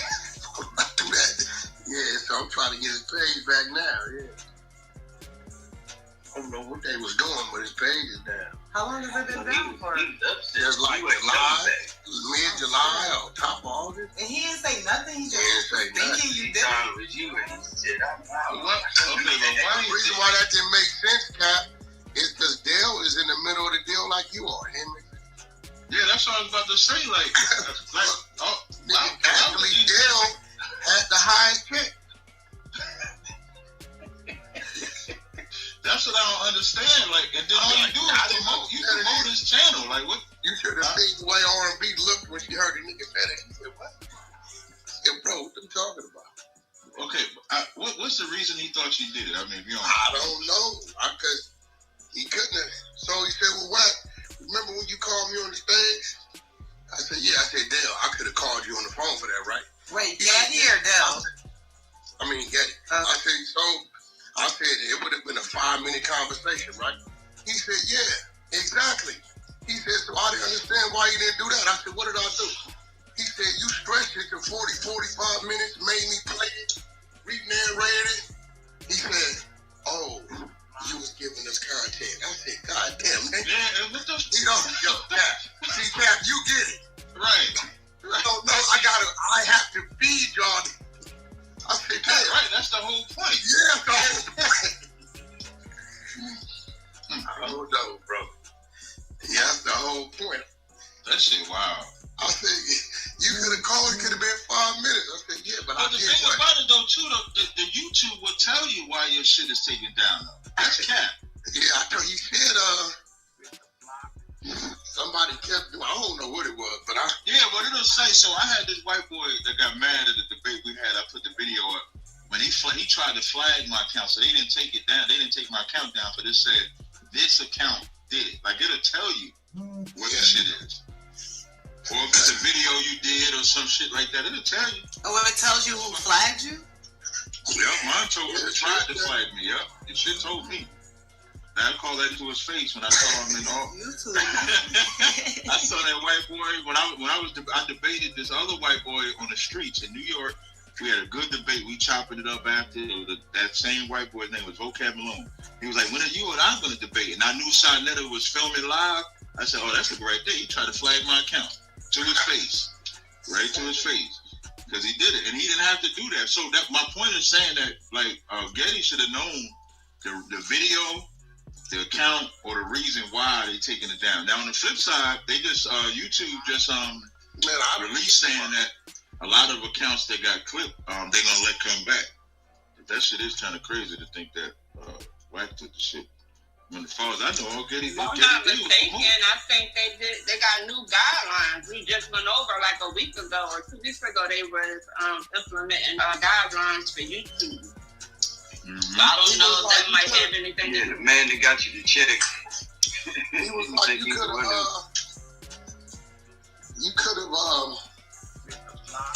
called me. It'd been a 5-minute convo. I said, well, what did I do? You called me on stage, stretched it out, made me play it, stop it, re-narrated it. You stretched it to 45 minutes. I said, did you put it up? He said, yeah. I said, what did it do? I both of you. More content. Yeah, nigga, what you mean? He's supposed to put all that shit up. That's the whole thing. Made myself content, give y'all content. Right. Gotta get out your feelings, man. Everybody else understand this time. All that shit up. I don't give a fuck. That's like Cap. If Cap not taking our shit, they're not making any content. He better. Yeah. I take the shit all the time. Class with wack100. Yeah. You know what I'm saying? You be getting a little mad sometimes, Cap, but you realize somewhere in the middle. Wack100 receives a tribal beatdown. You better. The thing I know about making a title with Wack, he's not thinking about the title. He's not gonna care what the title says. That's one thing niggas know. Like that nigga don't care. That's what I teach y'all. Hey, you gonna be over here, you can't give no. You all sentimental and all that shit. Yeah, this ain't for you. Yeah, this ain't for you. You can't give no last time. That nigga got other shit going on, yo. I'm like, yeah, he had to. He just don't cover you. He cover a gang of other shit. And I think that nigga was getting like strikes from other people. something. Yeah. Because some people will be hating on you, Wack, and then they'll strike their account just because they. But this the thing, the nigga said. Nah, that's the thing. Larry Hoover shit. I said, but I was defending him. Yeah, he can't blame that shit on you. My account too. They agree with Wack everything. Like Cap said, nigga, they tell you. Smash that like button. Let's hit the like button. Hit the subscribe button. Then I told him, I said, bro, if you know one thing about me, I'm not gonna. My satisfaction come in me telling you what I did. I want you to know it's me. I want you to get angry and upset, mad. Lie. Throw the window. Lie. Like, you don't want the shit quiet. You know I did. Right. You don't want the shit quiet. You want the shit out there. That's what I learned that quick. I said, damn. I remember I used to call Wack and talk to him about the shit behind the scenes. And everything we talk about behind the scenes, he bring outside. Yo. He want the shit outside. Nah, he want the shit outside. I mean, bro, you gotta remember, because you gotta learn people like that. The people want to see it. And what if they want to see, they gonna view what they view get you paid. Right. Yeah. So this what a nigga gotta respect. Shenanigans and all of them know. Wack don't mind being the butt of the content to get us paid. I don't give a shit. You know, yeah, real talk. Yeah. You know what I'm saying? You'll be mad if you let somebody else do the shit. Like, why you take some shit? Damn, Wack, you gonna repeat that? Hell yeah, I'm gonna repeat it for the team, nigga. Somebody gonna get paid, nigga. Gonna be the team. Shit, I don't give a. Listen, y'all. When you content in life and what's around you, you don't give a fuck. Go on and be like, baby, could you take me in real quick? Head ain't shaved or nothing. I don't give a. Come on, man. I wasn't going nowhere today, but let me take you. I don't give a. The female said she saw you and your head wasn't shaved. I said, who she saw me with? Young woman. There you go. She loved it. I don't give a thing about nothing. Because the bottom line is, everybody been dealt a hand. Ain't no man spade tight to Trump tight. It's a card in everybody's hand that could have been better. But it is what it is. That's it. I tell niggas, I say, bro, everything you know about me, find out. I told you. Your mom in the crazy house. I said, I told y'all that a long time ago, nigga. How you think you know? Your brother dead. Yeah, I told y'all he got shot in 05, nigga. How you think you know? You got a case in Texas. Yeah, I know. I told you I caught a case in Texas. You a cat. I'll be like, you do this.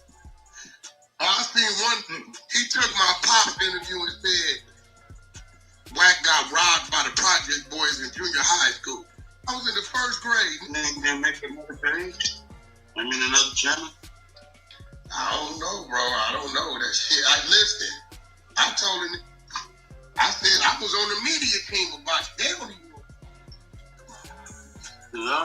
All of us that got strike. Page didn't got took. Or we did with some shit. Make another one. Keep another one. Keep backup pages. Channels. All of us got backup channels. So I don't know what the hell I don't know what they gonna do. Man, listen. Well, for him to think that without asking, I just think it's like, where was you at with it in the first place? Like, wasn't he unmonetized for a long time? I had no idea. I'm gonna try to get his page back. Yeah, I don't know why he I don't know, y'all. I'm like, nigga, you part of the media team, nigga, you tripping. I said the worst is gonna be, but Wack, you question me on stage. I said I gotta feed the media team. I stay on shenanigans every time shenanigans gets a new little broad. I stay on it. It's content, nigga. No. It's content.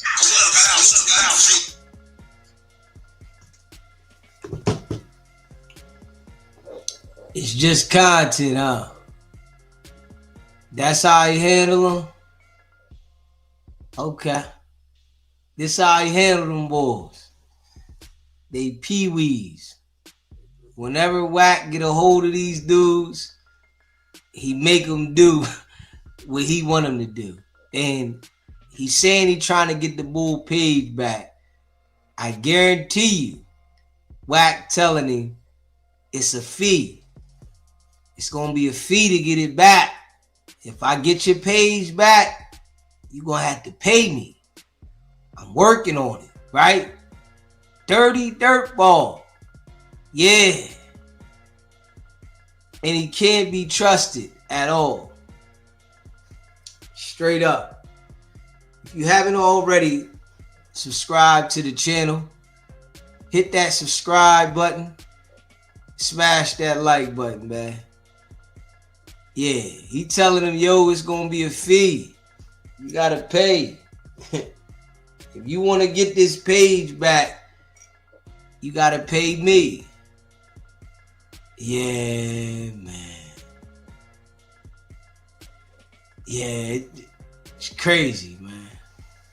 Crazy how these dudes be falling for that BS. For real, for real. It's crazy. Yeah. Pee-wees, man. Yeah. Pee-wees, man. They fall for it every time. Hit that subscribe button, man. Hit that like button. Hit that subscribe button.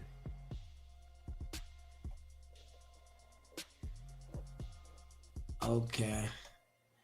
Let me see here. Hit that subscribe button, smash that like button. You know I appreciate all y'all that rock with SBGB TV. Y'all know what it is. Okay. Well, they said it was a mass shooting at the ICE office. Let me see here. Said it was a mass shooting at the ICE office. Let me see here.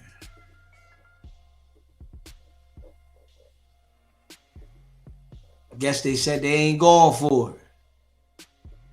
They ain't going for it. Hit that like button, man. Hit that subscribe button. Share the live. I guess they said they ain't going for it. They done licked off at the ICE office. A developing story in Texas where 3 detainees have been shot at an ICE field office in Dallas. An ICE spokesperson has now confirmed that 2 of the 3 people shot are dead. The 3rd in the hospital. No ICE officers were hurt.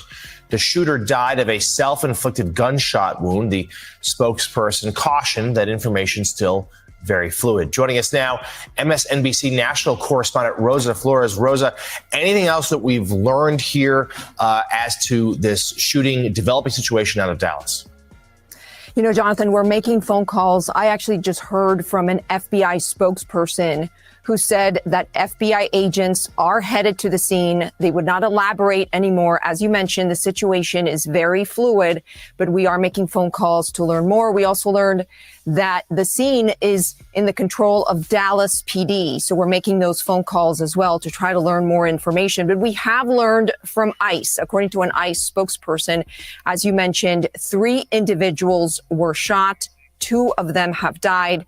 The 3rd individual is in the hospital. And ICE pointed out that ICE agents were not hurt. Now, they are investigating the motive of the shooting, but of course, it's very early in the investigation, and they say that they don't have a motive at this point. But they did mention the fact that there has been a lot of violence directed towards ICE.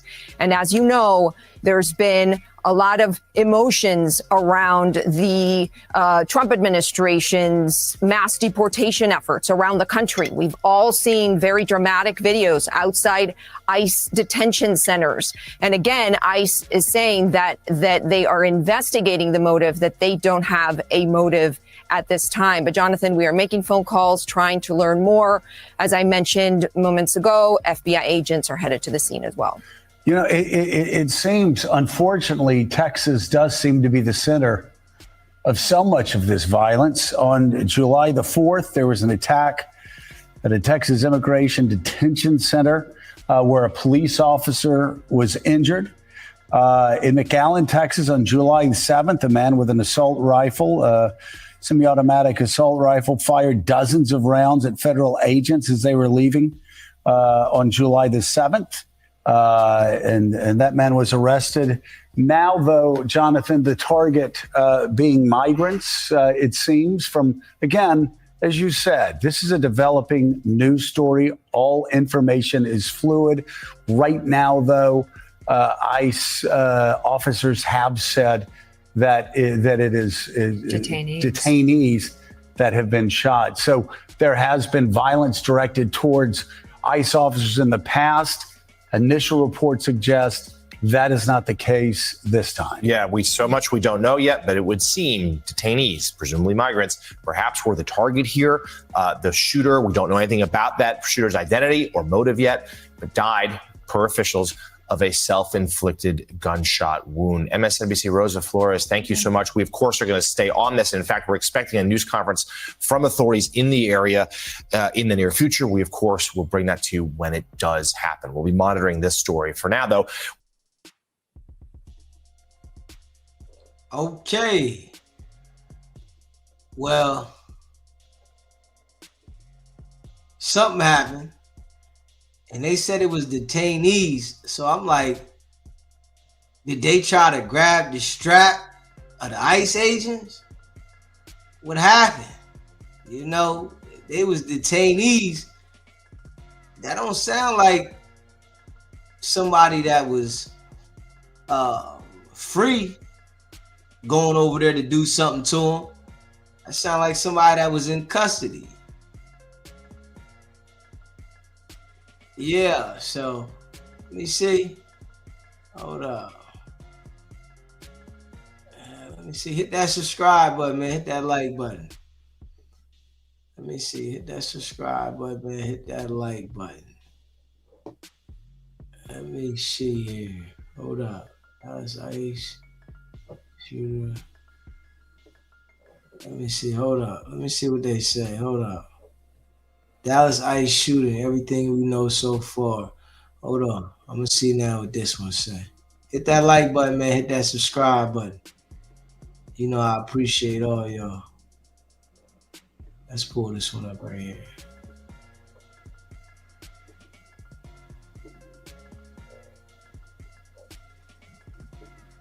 The FBI is investigating this incident as an act of targeted violence. It is unfortunately just the most recent example we've seen of targeted violence. One ICE detainee is dead and two more critically injured after a shooter perched atop a nearby building opened fire at an immigration detention facility near downtown Dallas. Hi, everybody. I'm Hannah Battah. Thank you for joining us here on Fox 4 at 4. I'm here now with Sean Rabb as we work through all the updates continuing to come in from this morning's shooting. Yeah, here's what we know now is that police first got calls about this shooting just about 6:30 this morning. This is at the facility just off I-35, also known as Stemmons Freeway, not far from downtown Dallas. When Dallas officers got there, they found 4 people shot, including the shooter. The other 3 people shot were ICE detainees. 1 is confirmed dead. 2 others are critically injured. Earlier, authorities said 2 detainees were killed, but they have since revised that downward. Police say 29-year-old Joshua Yan opened fire, striking an unmarked van at the Immigration Detention Center. Here's the only photo that we have right now of that suspected shooter. This is a mugshot from 2015 for an unrelated arrest. This arrest was for possession of marijuana out of Collin County. Police say he killed himself before officers arrived today as he was perched on a roof of a nearby building.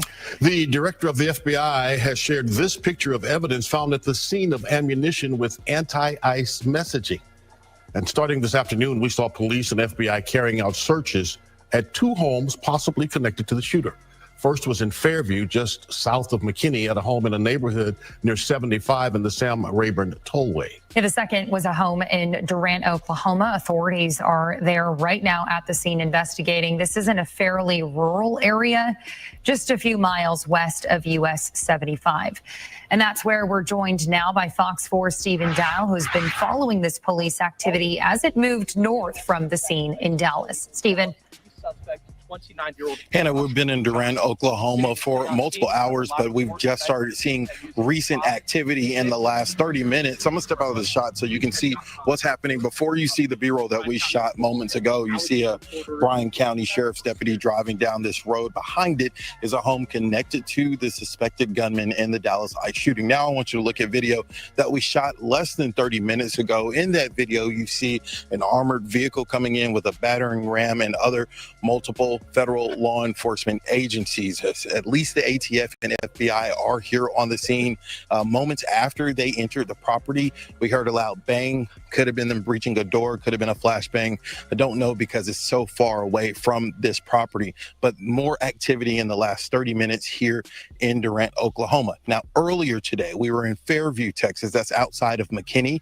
There is another property associated with the alleged gunman in this Dallas ICE shooting. There, we actually were on scene when we saw what appeared to be family members arriving, and later the FBI and federal agents showed up at that location. Now, it's a quiet neighborhood, of course, like you typically hear with these types of stories. We talked to a neighbor. Take a listen. And I went out to check the mail, and I saw Fairview police here and a few other cars, and I, started wondering what was on. And then my neighbor across the street from me had texted me and told me what was going on. And it's just, you're kind of shocked and amazed that it could happen that close to you. So here back in Durant, Oklahoma, we are, finally seeing the kind of activity here. We don't know, what they may be finding inside. Again, Sky 4 flew high above earlier before federal officials arrived. But now later, we can only see what this entrance to this long road is to that property. It's a property and then a shed type property also on the property that, documentation traced us back to connecting it to the alleged gunman. Again, we are waiting for more details. And so we're going to send it back to you guys for now, and hopefully we'll have an update soon. All right, we'll check back in soon. Stephen Dow, thank you for the update. Well, again, this all started just after 6:30 this morning at that ICE detention facility in Dallas off Stemmons Freeway, right near Empire Central Drive. The moments during and immediately after the shooting were frightening for anyone who heard gunfire. Fox 4's Peyton Yeager joins us near the scene now. And earlier today, we spoke with somebody who was on the phone with a family member as soon as those shots were fired. Peyton. Hi, Hannah. Yes, we will get to that in just a few moments, but this is about as close as we can get to the ICE facility here off of Stemmons Freeway. We were pushed back all day by Dallas police, but they have been relieved. And behind me, I'm going to have my photographer push in.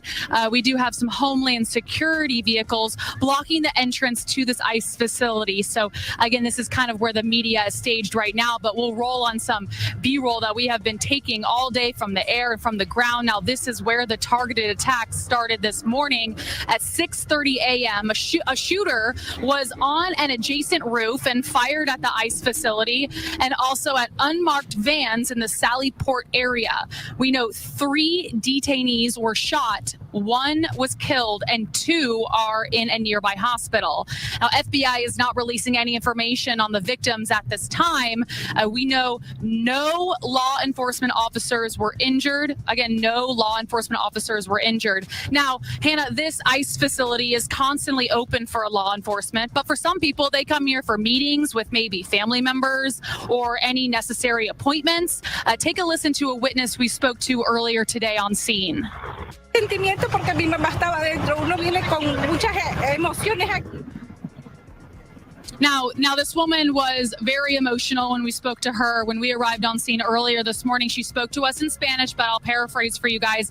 She showed us pictures of that back area where these detainees enter and exit with law enforcement. That back area, we know, is where the shooting took place. Now, this woman, she was here for a meeting with a family member. She got here bright and early and was in a parking lot nearby when all of a sudden, she says she heard gunfire. It sounded loud. It sounded close. close, according to this woman. And she tells us she heard more than a dozen shots. She says that's when law enforcement and workers here at the facility told her to remain calm and take shelter. And that's when SWAT entered the building. I also spoke to another man. You know, some of these people got pushed back to a nearby Burger King, got pushed back to a nearby Exxon Mobil, where there's a gas station nearby. A man was also here for a meeting, and he was here with his wife and also their child. So we know there was a child who was on the property here at the ICE facility. Again, you know, not involved, but they were here for a meeting. This facility does open bright and early. So again, we know some people were waiting for a meeting or waiting for it to open when that suspect, that shooter, started opening fire from a nearby roof. That's the latest here from outside the ICE facility along Stemmons Freeway. Hannah, back to you guys. Thousands of detainees go through that processing facility. All right, scary moments there. Peyton, thank you. Well, the deputy director for ICE appeared on Fox News this afternoon saying the shooter fired indiscriminately into that facility. This picture shows the inside of the building. You can see a bullet hole in that framed American flag there, 2 bullet holes. Here's more from that interview.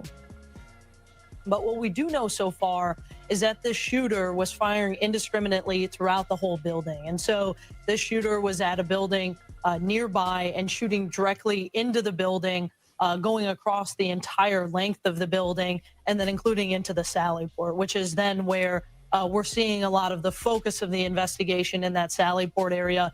But you saw the photos of the American flag and saw that this punctured into the facility. This could have put law enforcement officers in a very dangerous situation. And we're already dealing with casualties of the illegal aliens. That is a tragedy in itself. And we're praying for them and their families and the law enforcement officers that responded to the scene. So just to be clear again, it was believed early on in the investigation that the Sally Port was specifically targeted, but you're saying that's not the case. The entire building was this assailant's target. We found bullets throughout the entire building that had punctured into the facility.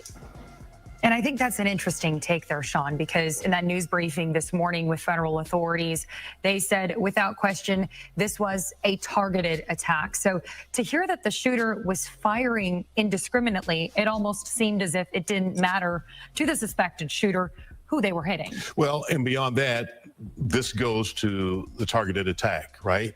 Because the entire building was shot up, as we now know, and we see evidence of that. So this goes to a targeted attack against that facility and people, period. Now, here's one of the things we don't know. Were those detainees in handcuffs? Or did they have chains around their waist? We don't know that. If so, they might not have been able to hit the ground as quickly when those shots began to be fired, if they were being moved out at that time. All of that will be part of the investigation that follows, including the messaging on those bullets that we saw, anti-ICE, which is interesting. You would think that I would scribble something else if my message was to ICE. I would scribble something else to them. But anti-ICE is what we saw, and maybe that's his voice against ICE. We don't know, but we do know those detainees were shot. Still, there's a lot of evidence they have, and a lot more they're going to get from these search warrants being executed. Yeah, there's a picture of those bullets recovered at the scene. That photo released from FBI Director Kash Patel, also convoluting the entire possible motive in this shooting was that poster found on the suspected shooter's car. I can't quite seem to place that in any possible motive that's been raised for this shooting. The sign on the shooter's car reading, quote, radioactive fallout from nuclear formations that have passed over these areas for more than 2 times since 1951. A convoluted message, but that poster on that car of interest that authorities have been searching for and searching through and all that throughout this afternoon. The poster's on the other side of the vehicle. From it's what on the right rear quarter panel. It appears to be a map of the United States with areas shaded in like coverage areas of this nuclear radiation fallout he's referencing. It makes no sense. And like you said, adds confusion to the equation. And I think, too, one thing that's worth noting is as much as we're learning about the suspected shooter, we haven't learned anything about the victims. The one person we now know is dead, and the 2 critically injured, whether they knew this suspected shooter, whether they had any sort of connection, or whether this was just some sort of random attack that happened to target them. And of course, understand, They probably have been interviewed also about this now, but we don't know what country they're from. We don't know why they were detained. We don't know if they were all men or women. We just don't know any of that. They are not invisible people.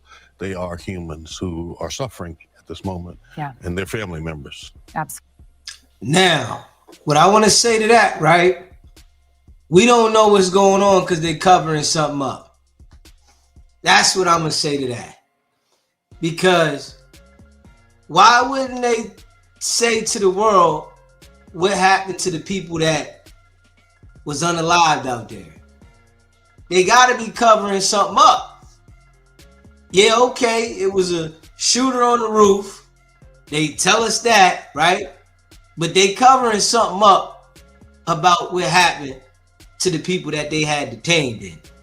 That's the only thing that I can see. Because ain't no way that, why wouldn't you tell us everything that's happening? Tell us everything that's happening. The world should know what happened. Yo, the dude was on the roof, did the shooting. What happened with these people? And I don't like that they do stuff like that, for real. You know, when it's them being involved with certain things, they try to doctor it up before they put it out. Just be real about what happened. If someone was wrong, they got to suffer the consequence like anybody else. If they were right, they were right. But put it out. And if they felt like they was right, they would have put it out from the door. Straight up. Yeah. Why isn't it being called a terrorist attack? Ain't that something? So for the news and nobody not to know anything about these people that were victims, because they was detainees. So that's just mighty strange to me. So now when they put it out, it's like, I really can't believe what they gonna say. Because y'all should have been put that out. What was the holdup? You know, they're trying to make sure that they doctor whatever they gonna put out up. Straight up. It's crazy. Yeah, man. Yeah. It's something fishy going on with that one. It's something fishy going on with that one. Yeah. You identified the shooter, but you don't want to identify the other people. Come on now. And I think they said it was more than one person that was off. That should be public information ASAP. That should be public information ASAP. That shouldn't be something that, you know, people got to speculate about. But I say, like, a lot of things that they put out through the mainstream, you know, outlets, it be to, like, keep you confused. They don't want to put the real out. Think that shouldn't be allowed, man. No matter how people gonna react to whatever, you shouldn't be allowed to put that stuff out there like that, man. It just causes confusion. It makes the people don't have no trust. You know, it makes it that the people don't have no trust for these people, man. Because they always want to lie until they caught. And then when they caught, that's when, you know, they don't want to take the accountability for the lie. They try to doctor it up some more. Yeah. Smash that like button. If you haven't already subscribed to the channel, hit the subscribe button, man. Hit that like button, man. Let's get the likes cracking late. You know, I appreciate all y'all, man. Yeah, something fishy. Always something fishy, man.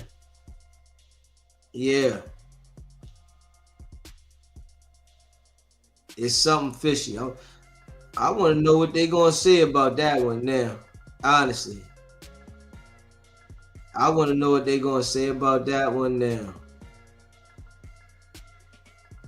Yeah. Hit that like button and hit that subscribe button. And for surviving the hard work. And I appreciate all y'all that rock with SBGB TV. Facts. Let me see here. Yeah, man. Oh, man.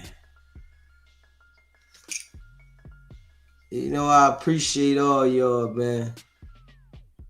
Hit that subscribe button, man. Smash that like button. Yeah. Be a lot of funny stuff going on. It's a lot of funny stuff going on.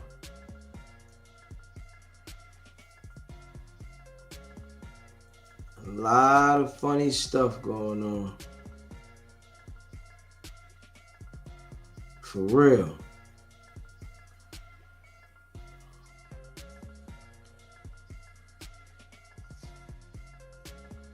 A lot of funny stuff going on, man. Feds target Detroit mayor comment. Let me see what they say here. Hit that like button, man. Hit that subscribe button. Let me see. Hit that like button. Hit that subscribe button. Let me see what they say with this one here.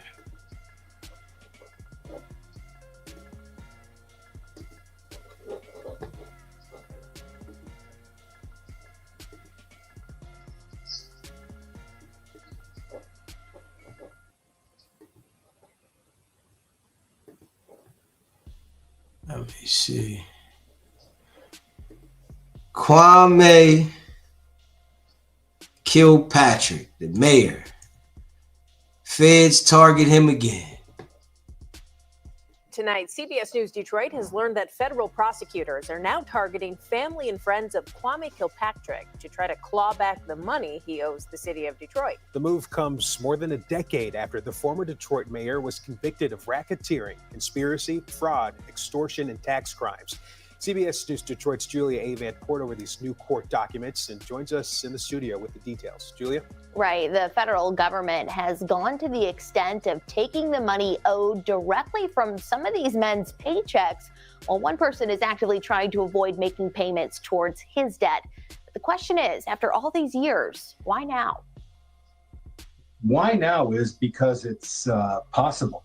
Former federal prosecutor Rick Convertino had a front row seat to the former Detroit mayor's career. When I was in the U.S. Attorney's office, and he would come on occasion to the U.S. Attorney's office, and it would be like, as if the president of the United States were there. But he says the legal system proved power doesn't trump the law when he was sentenced. However, after Kilpatrick was pardoned by President Donald Trump in 2021, Convertino is unsure if he still has to pay the hundreds of thousands of dollars he still owes, especially if he doesn't have any assets to seize. Kwame Kilpatrick is quite adept at making sure that he doesn't have any assets that are seizable.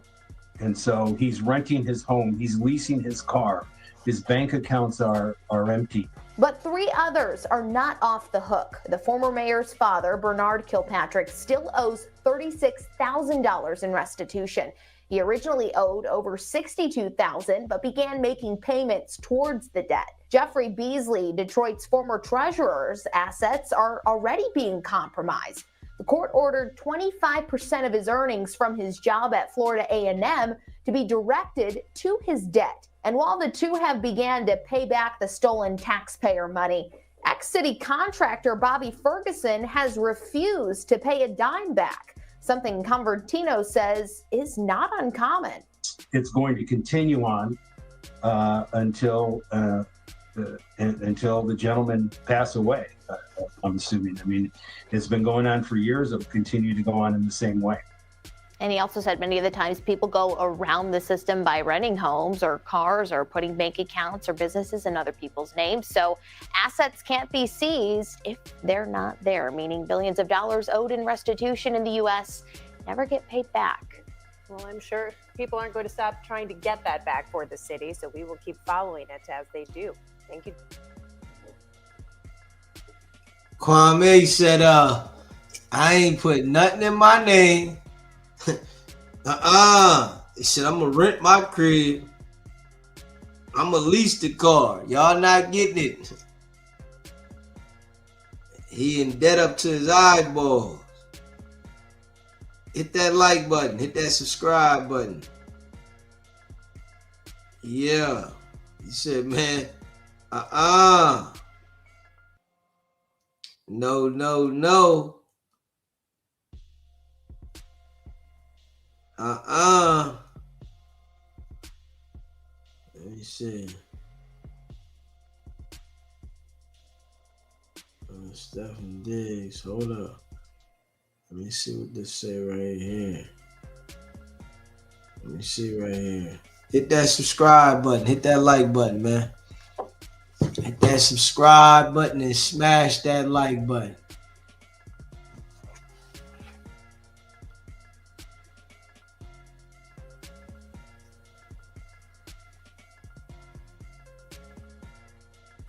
Let me see. Okay. Let me see. Hold up. It said Chris Blake brings receipts, Stefon Diggs, and why he fears for his life, plus Drake. Chris Blake sits down with Tasha K and brings the receipts on fashion industry and celebrities he worked with, from his early days styling stars to his experience. So Chris Blake looks like a fruitcake that I guess designs clothes, styles them or something. And something's going on with that right there. You know, Tasha K, she already knows she beefing with Cardi. And she gonna cover a story on the boyfriend. Yeah, Tasha K, she ain't playing no games. Yeah, she ain't playing no games. Hit that subscribe button. Smash that like button. She ain't playing no games.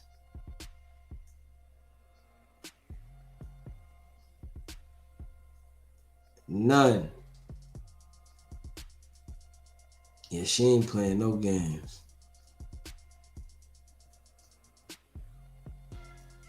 Yeah.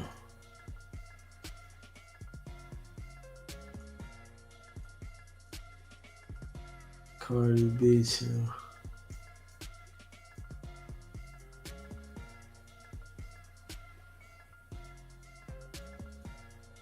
It's an Actions update on Smart Case. Shit going on with this Durk trial. I've heard a few things. Y'all want to hear? Y'all want me to lay down what I've heard? I couldn't tell you that. You know what? Let's start off hot. Fuck it. So, chat, if you guys don't know, Lil Durk's trial has been delayed. All right? Now, I had told y'all it was eventually going to get delayed. Federal court works way quicker than it does in state court. However, nonetheless, the first trial date, which happened to be October 2025, it was pushed back officially after several motions and several people chimed in. Keep in mind, it's a very complicated case. Durk is basically charged in a conspiracy plot for murder for hire. There's not only him that's charged, there's, I believe, 5 or 6 other people that's charged. Some people shooters, some people in between people, and they claim that Durk is the head of this conspiracy who basically orchestrated and also paid for the murder, subsequent murder of Lil Pop. The attempt was supposed to be the life of Quando Rondo. He was unscathed. So here's the thing. Durk's trial is now pushed back to January 20th, 2026. It's no longer going to be happening in 2025. And I will give you the brief without you having to go read a bunch of legal documents. We have a lot to get to, so we don't want to read a bunch of legal documents and get bored up front. So let me give you the breakdown really quickly. I'll read a little bit of an article just so you guys can know. The legal saga that has drawn national attention. The popular rapper is facing federal charges related to an alleged murder for hire plot. Prosecutors said led to the death of Lil Pop. That's cousin of rival rapper Quando Rondo. This happened in 2022. Originally scheduled to begin in October 25, it's now been postponed to January 20th, 2026. Okay. For Durk, this is the latest development. Okay. Now, why was it delayed? It's labeled unusual and complex. The legal language that triggers special considerations under the Speedy Trial Act generally requires federal trials to start within 70 days of indictment, but when a case involves multiple defendants, massive volumes of evidence or events, that could require continuance. They're saying they have possible wiretaps. They said there's thousands of text messages, phone records, surveillance footages, and potential witness testimony. The defense teams for the co-defendants agreed. Now this is going to be interesting here, chat. The defense team, the defense teams for the co-defendants agreed, say they would not be ready to go to trial by October. Lil Durk's team, however, disagreed. In the court filing, they made it clear defendant Banks does not join in the stipulation to continue the trial in this matter. Now, we've been covering trials for a while, and you guys will note this. In most cases where it's a RICO or something with conspiracy, the feds or the authorities, their main guy to get is the top guy. And we've seen it with the Big U RICO indictment. Everybody wanted to delay the trial. He said, why are we delaying it? Why? This is what is usually par for the course. And I've gotten some details to also suggest this. Why would somebody, especially like Durk or Big U, want to take this to trial the soonest possible? Now, I'm going to give you some reasons. Half of these cases, there isn't enough to connect the top guy to the murder without cooperates, without snitches, without people flipping. A lot of times, while the government might have things that may suggest circumstantial evidence and in a roundabout way point to what their allegations is, it's usually not beyond a reasonable doubt proven at that point. They probably have probable cause. What usually happens when they're trying to get a top guy, and by the way, you know, if the feds ever did pick up the Young Dolph situation, that's what they would do as well with Gotti if they thought Gotti was involved. Not saying he was, but let's say if that was their theory. What they're going to normally do, they're going to lock dudes up, and then they're going to get people to flip. Because usually, despite what, you know, a bunch of people might say, or even wack100, like, he working, I got to work. They're going to go to the shooters and say, hey, listen, you're facing motherfucking life, all right? You got a couple options here, right? We got you on camera. You was wearing the shirt here. It's definitely you. You're never getting out, but you could get out. You just have to tell on the guy that we really want. We know you did the killing. You're going to do some hard time, but you have a chance to get out of jail. You got to give us Durk. You got to give us Big U. You got to give us Gotti. That's how it works. So really to counteract that, usually the person in these conspiracy cases or murder for hire cases, you want to get to trial as quick as possible. You know why? Because it's only a certain amount of time until these dudes crack. Pause. These dudes are going to break. Again, we're going to reserve our judgment on YNW Portland for now, but YNW Portland stood tall for a good 6 years. But after a while, still facing double life sentence, eventually they want to get out of jail because they realize the person that the authorities want the most is not them. Melly's not getting no sweetheart deal. Melly's not getting anything that would not require him to spend his life in jail. So that's what's exactly happening here. Durk wanted this trial to go forward. Why? If there are some snitches here that haven't been turned yet, it appears some people have been turned. Like, for example, one of the shooters is called co-conspirator, but allegedly, according to what the prosecutors even mentioned in their indictment, Durk never talked to the shooters. Durk talked to two middlemen who communicated with the shooters. Now, if I'm Durk, what's my defense going to be? I don't know what these niggas are doing. I go to LA to do business. I go to do interviews and podcasts and record music. If I hang out with street dudes, if they wanted to take it upon themselves to murder or try to murder someone because we had a rap battle or feud with them, that's on them. That ain't got nothing to do with me. You can't find nowhere where I told them go murder somebody, right? There's no debt to rights thing with Durk's case. They don't have Durk saying, all right, make sure you kill that nigga. This is why they're mentioning music, but they're not using music, right? Because Durk has a line that says, he's like, I want the nigga that I paid for. Prosecutors want to allege that that's him kind of alluding to the murder, saying, hey, I want the right guy. Come on. Could be coincidental. Durk's a guy who raps about vivid portrayals of street life. Who knows if he's really talking about that? So Durk has a real good defense. But he don't got a real good defense if everybody who is being targeted or locked up turns into an informant. Now, one person who's definitely an informant is a guy named Co-Conspirator 4. He was one of the shooters that shot and killed Lil Pop. Now, we have to look back at the Hernandez Govan Young Dolph case, actually.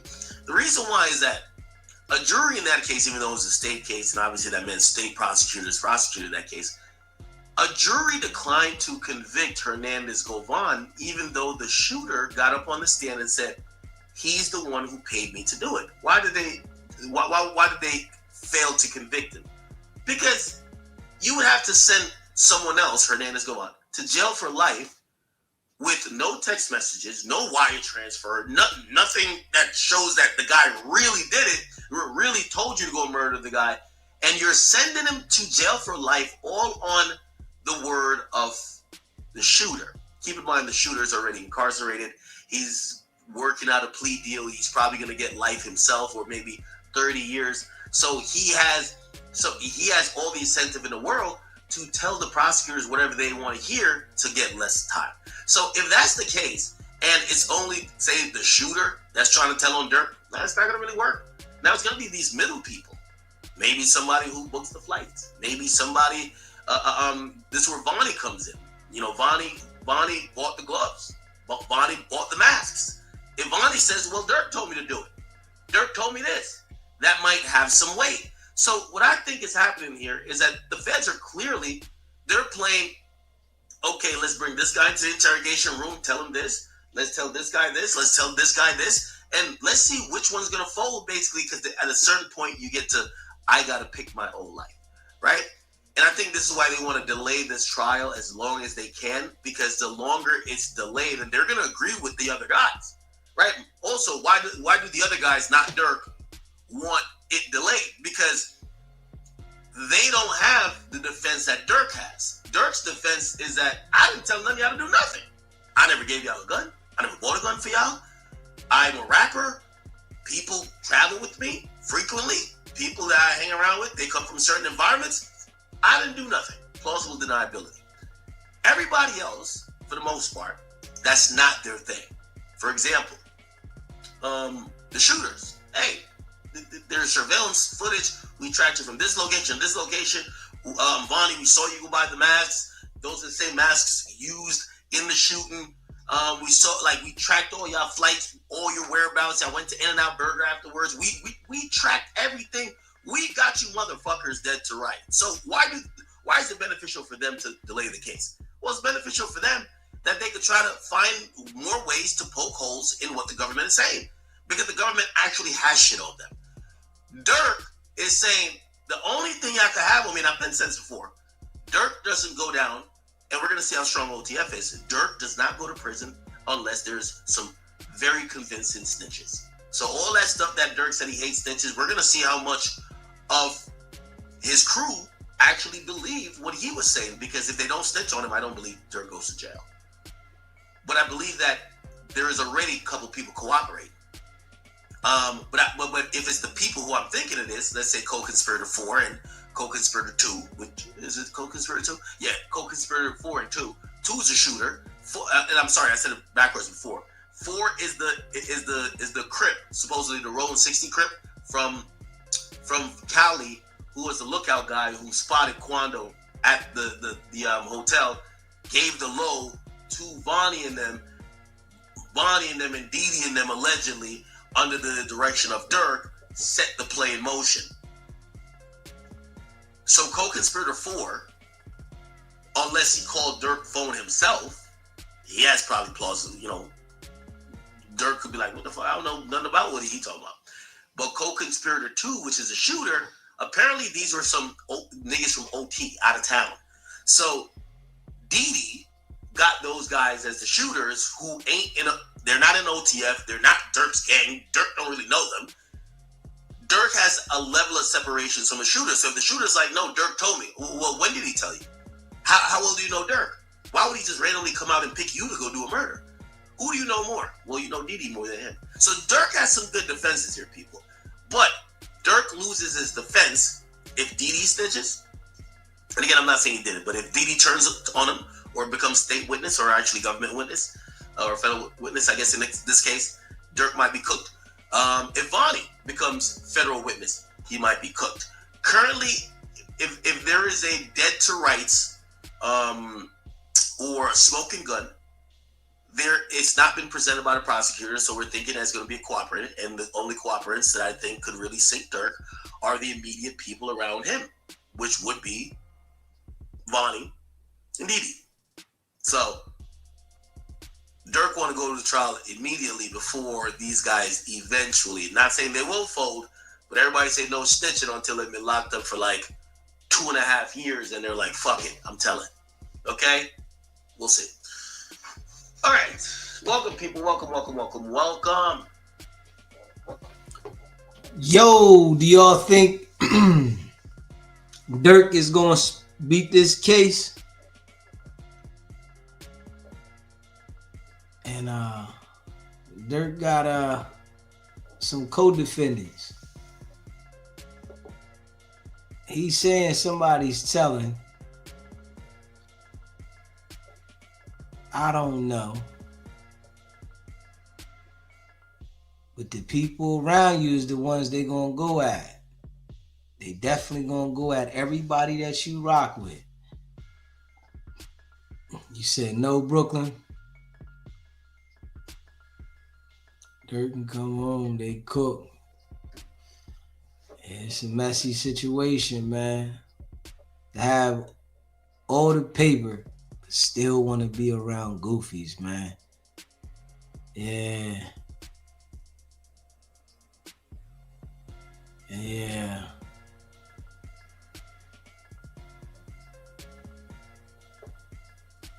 It's crazy. Hit that subscribe button, man. Hit that like button. Yeah, it's crazy. Yeah, it's crazy, man.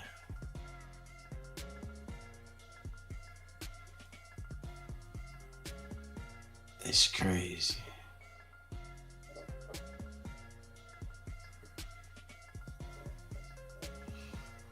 Let me see. Hit that subscribe button. FBI shared Chicago's most wanted list. The FBI shares the Chicago's most wanted list. Let's see how this go. Hit that like button, hit that subscribe button. As the FBI says, the work is not done. The agency's local field office is sharing its Chicago's most wanted list. WGN's Courtney Spinelli says it wants to call attention to cases with suspects still on the run. Show me your hands. Get off the ground. Do it now. A 23-year-old wanted in a murder in South Suburban Riverdale, recently caught nearly 3 hours away in Menasha, Wisconsin. Calvin Hutchinson, among 7 other fugitives, landing themselves on the Chicago Most Wanted list. Do it now. Echo 18, we got 2 at gunpoint. What's going on? The FBI Chicago says it worked with local, state, and federal agencies to identify and track down wanted criminals deemed most dangerous as part of Operation Summer Heat. 25 people were caught during the 4-day op, but 8 others, now 7 with Hutchinson's arrest, were still on the run. So the thought is that we can put them together and kind of focus our efforts, focus the public's efforts and resources as well on trying to identify or trying to apprehend these 7 individuals. Supervisory special agents Jeremy Reesar and Michael Goldberg say the fugitives, many who have lengthy criminal records, are considered a threat to public safety. And the sooner that we can work together to get them off of the streets and into custody, the safer that our neighborhoods will be. Tracking down Hutchinson involved a handful of agencies, not uncommon for the FBI given how often suspects flee the state and country. We were able to come up with the plan of what's called an open air takedown, where the officers basically converged on him from all sides. The others on the list represent cases still haunting communities, families still yearning for justice. Loved ones of murdered National Guard member Chris Carvajal included. It is hard every single day. I never give up. The 19-year-old was gunned down in the city's Belmont-Cragen neighborhood in 2021 while leaving a party. Alleged gang member Joseph Matos and an accomplice are accused of killing Carvajal to keep and increase their status in a Northside gang. Matos is still in the wind as Carvajal's family has pleaded to the public for help in the years since. We need our community to come together and do the right thing now that there is a face to the case. You have seen this person before. The FBI says the same goes for others, including Aaron Barcenas and Julio Bernal. They're charged with first-degree murder in the drive-by shooting of 14-year-old Eric Alfaro in unincorporated Elk Grove Township in 2022. Gary Llewellyn is wanted on federal charges in a violent 2023 carjacking on the far south side. Antonio Stigler accused of murdering a pregnant woman in Riverdale in 2024. Nesta Gray charged in the murder of a 16-year-old boy found shot in the back of his head in a Cook County Forest Preserve in 2022. Giovanni Portillo is accused of shooting a man outside of a Naperville restaurant in an alleged gang dispute. The FBI and other agencies involved hoping to eliminate the rest of this list with the help of anyone who knows where they may be hiding. Hands behind your back! Courtney Spinelli, WGN News.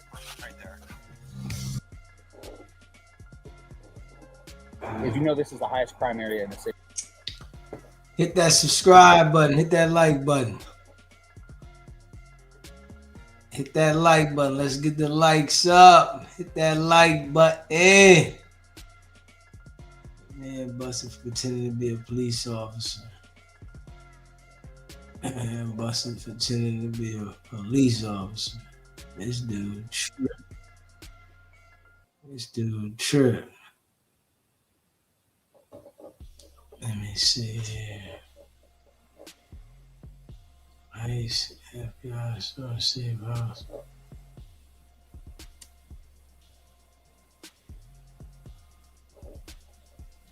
Let me see here.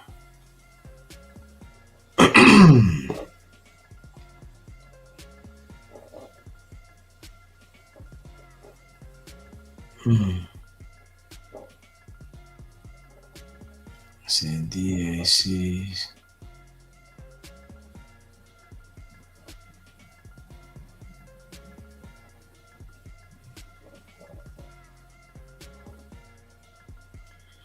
Yeah, man. We're doing the sins and crimes. College football player. Let me see. And sentence. Kill a 17-year-old college football player. What do you have in here?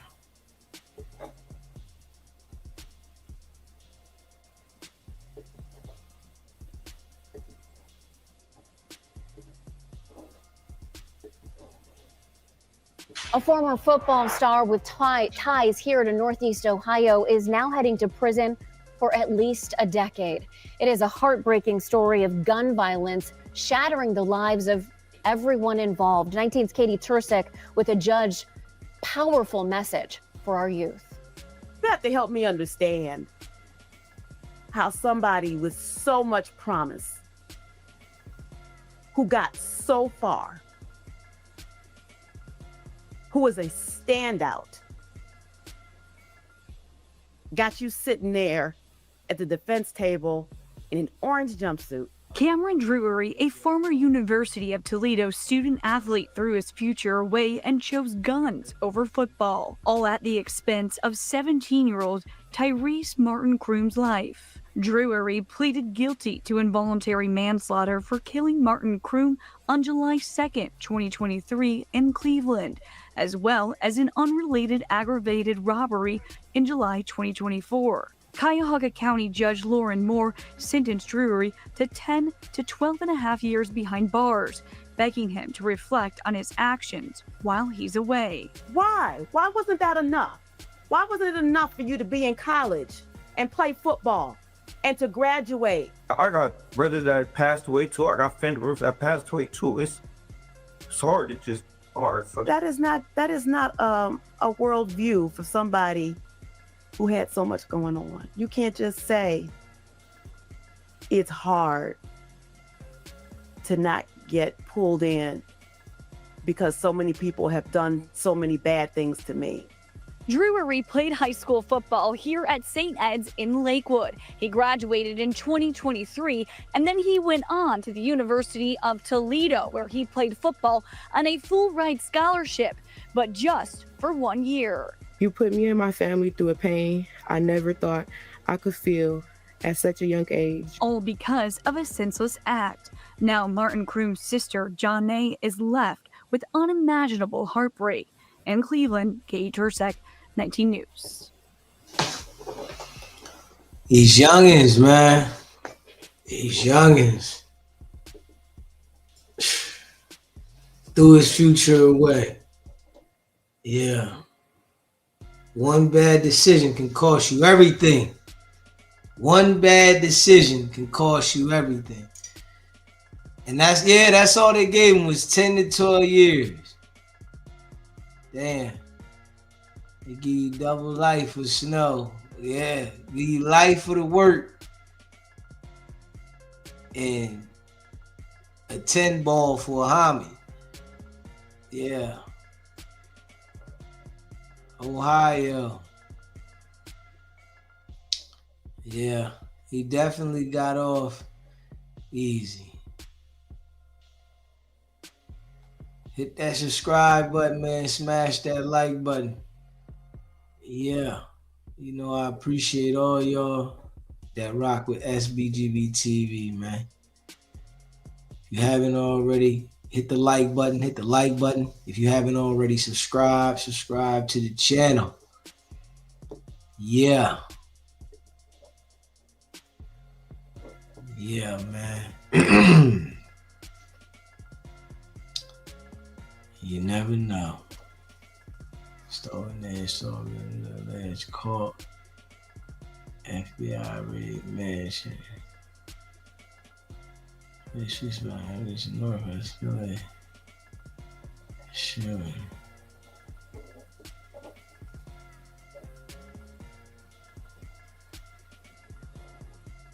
Let me see.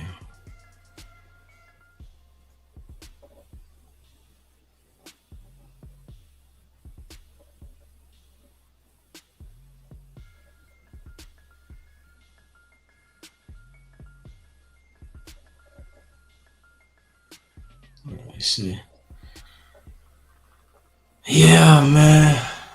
Oh, man. Hit that subscribe button, man. Hit that like button. Share this live. Former DC official sentenced. Yeah.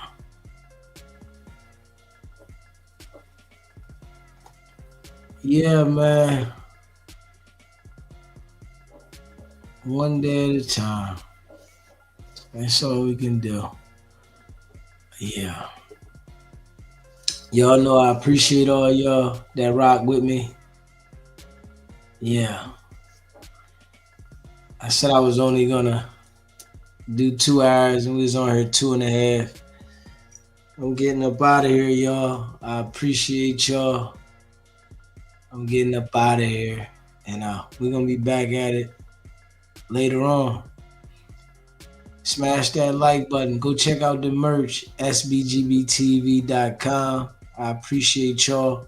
If you want us to promote anything for you, email me, sbgbtv@gmail.com. Yeah. Appreciate all y'all that rock with me. Facts. And y'all know we going at it. Always. Push through this one. For sure. Yeah, push through this one for sure. Yeah. For sure. Yeah, hit that subscribe button, man. Hit that like button. And yeah, we're gonna get up out of here. And we back at it later. Yeah, we back at it later. Let's see here. What did I have here? Looking for something. I can't see. There we go. All right. Yeah, man. Stay locked in. You know, I appreciate all y'all. Definitely. I'm going to get some rest. Definitely. Yeah. Subscribe to the channel if you haven't subscribed. Hit the like button if you haven't hit the like button. Shout out to all y'all, man. If you're a member of the channel, put a 1 in the chat so we can shout you out. Shouting out all the members. I appreciate all y'all. Facts. Woo!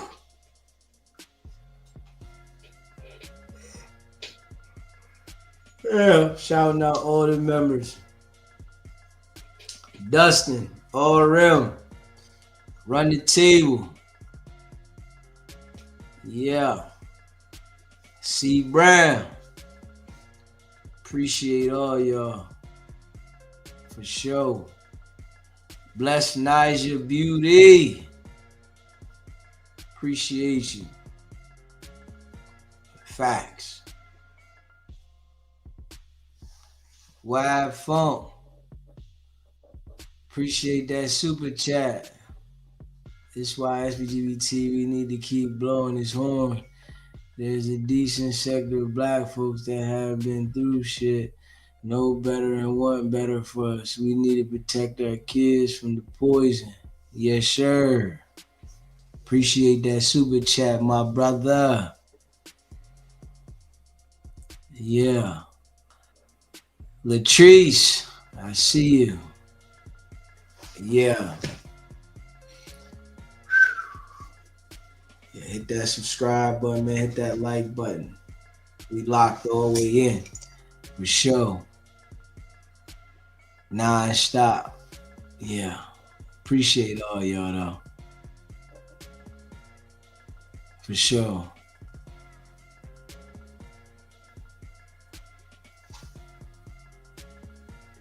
For sure, for sure.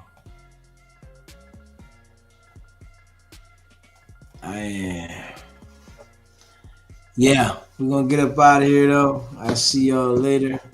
Y'all know what it is, man. It's your boy DZ, man. It's not about the setback. It's about the get back. Man.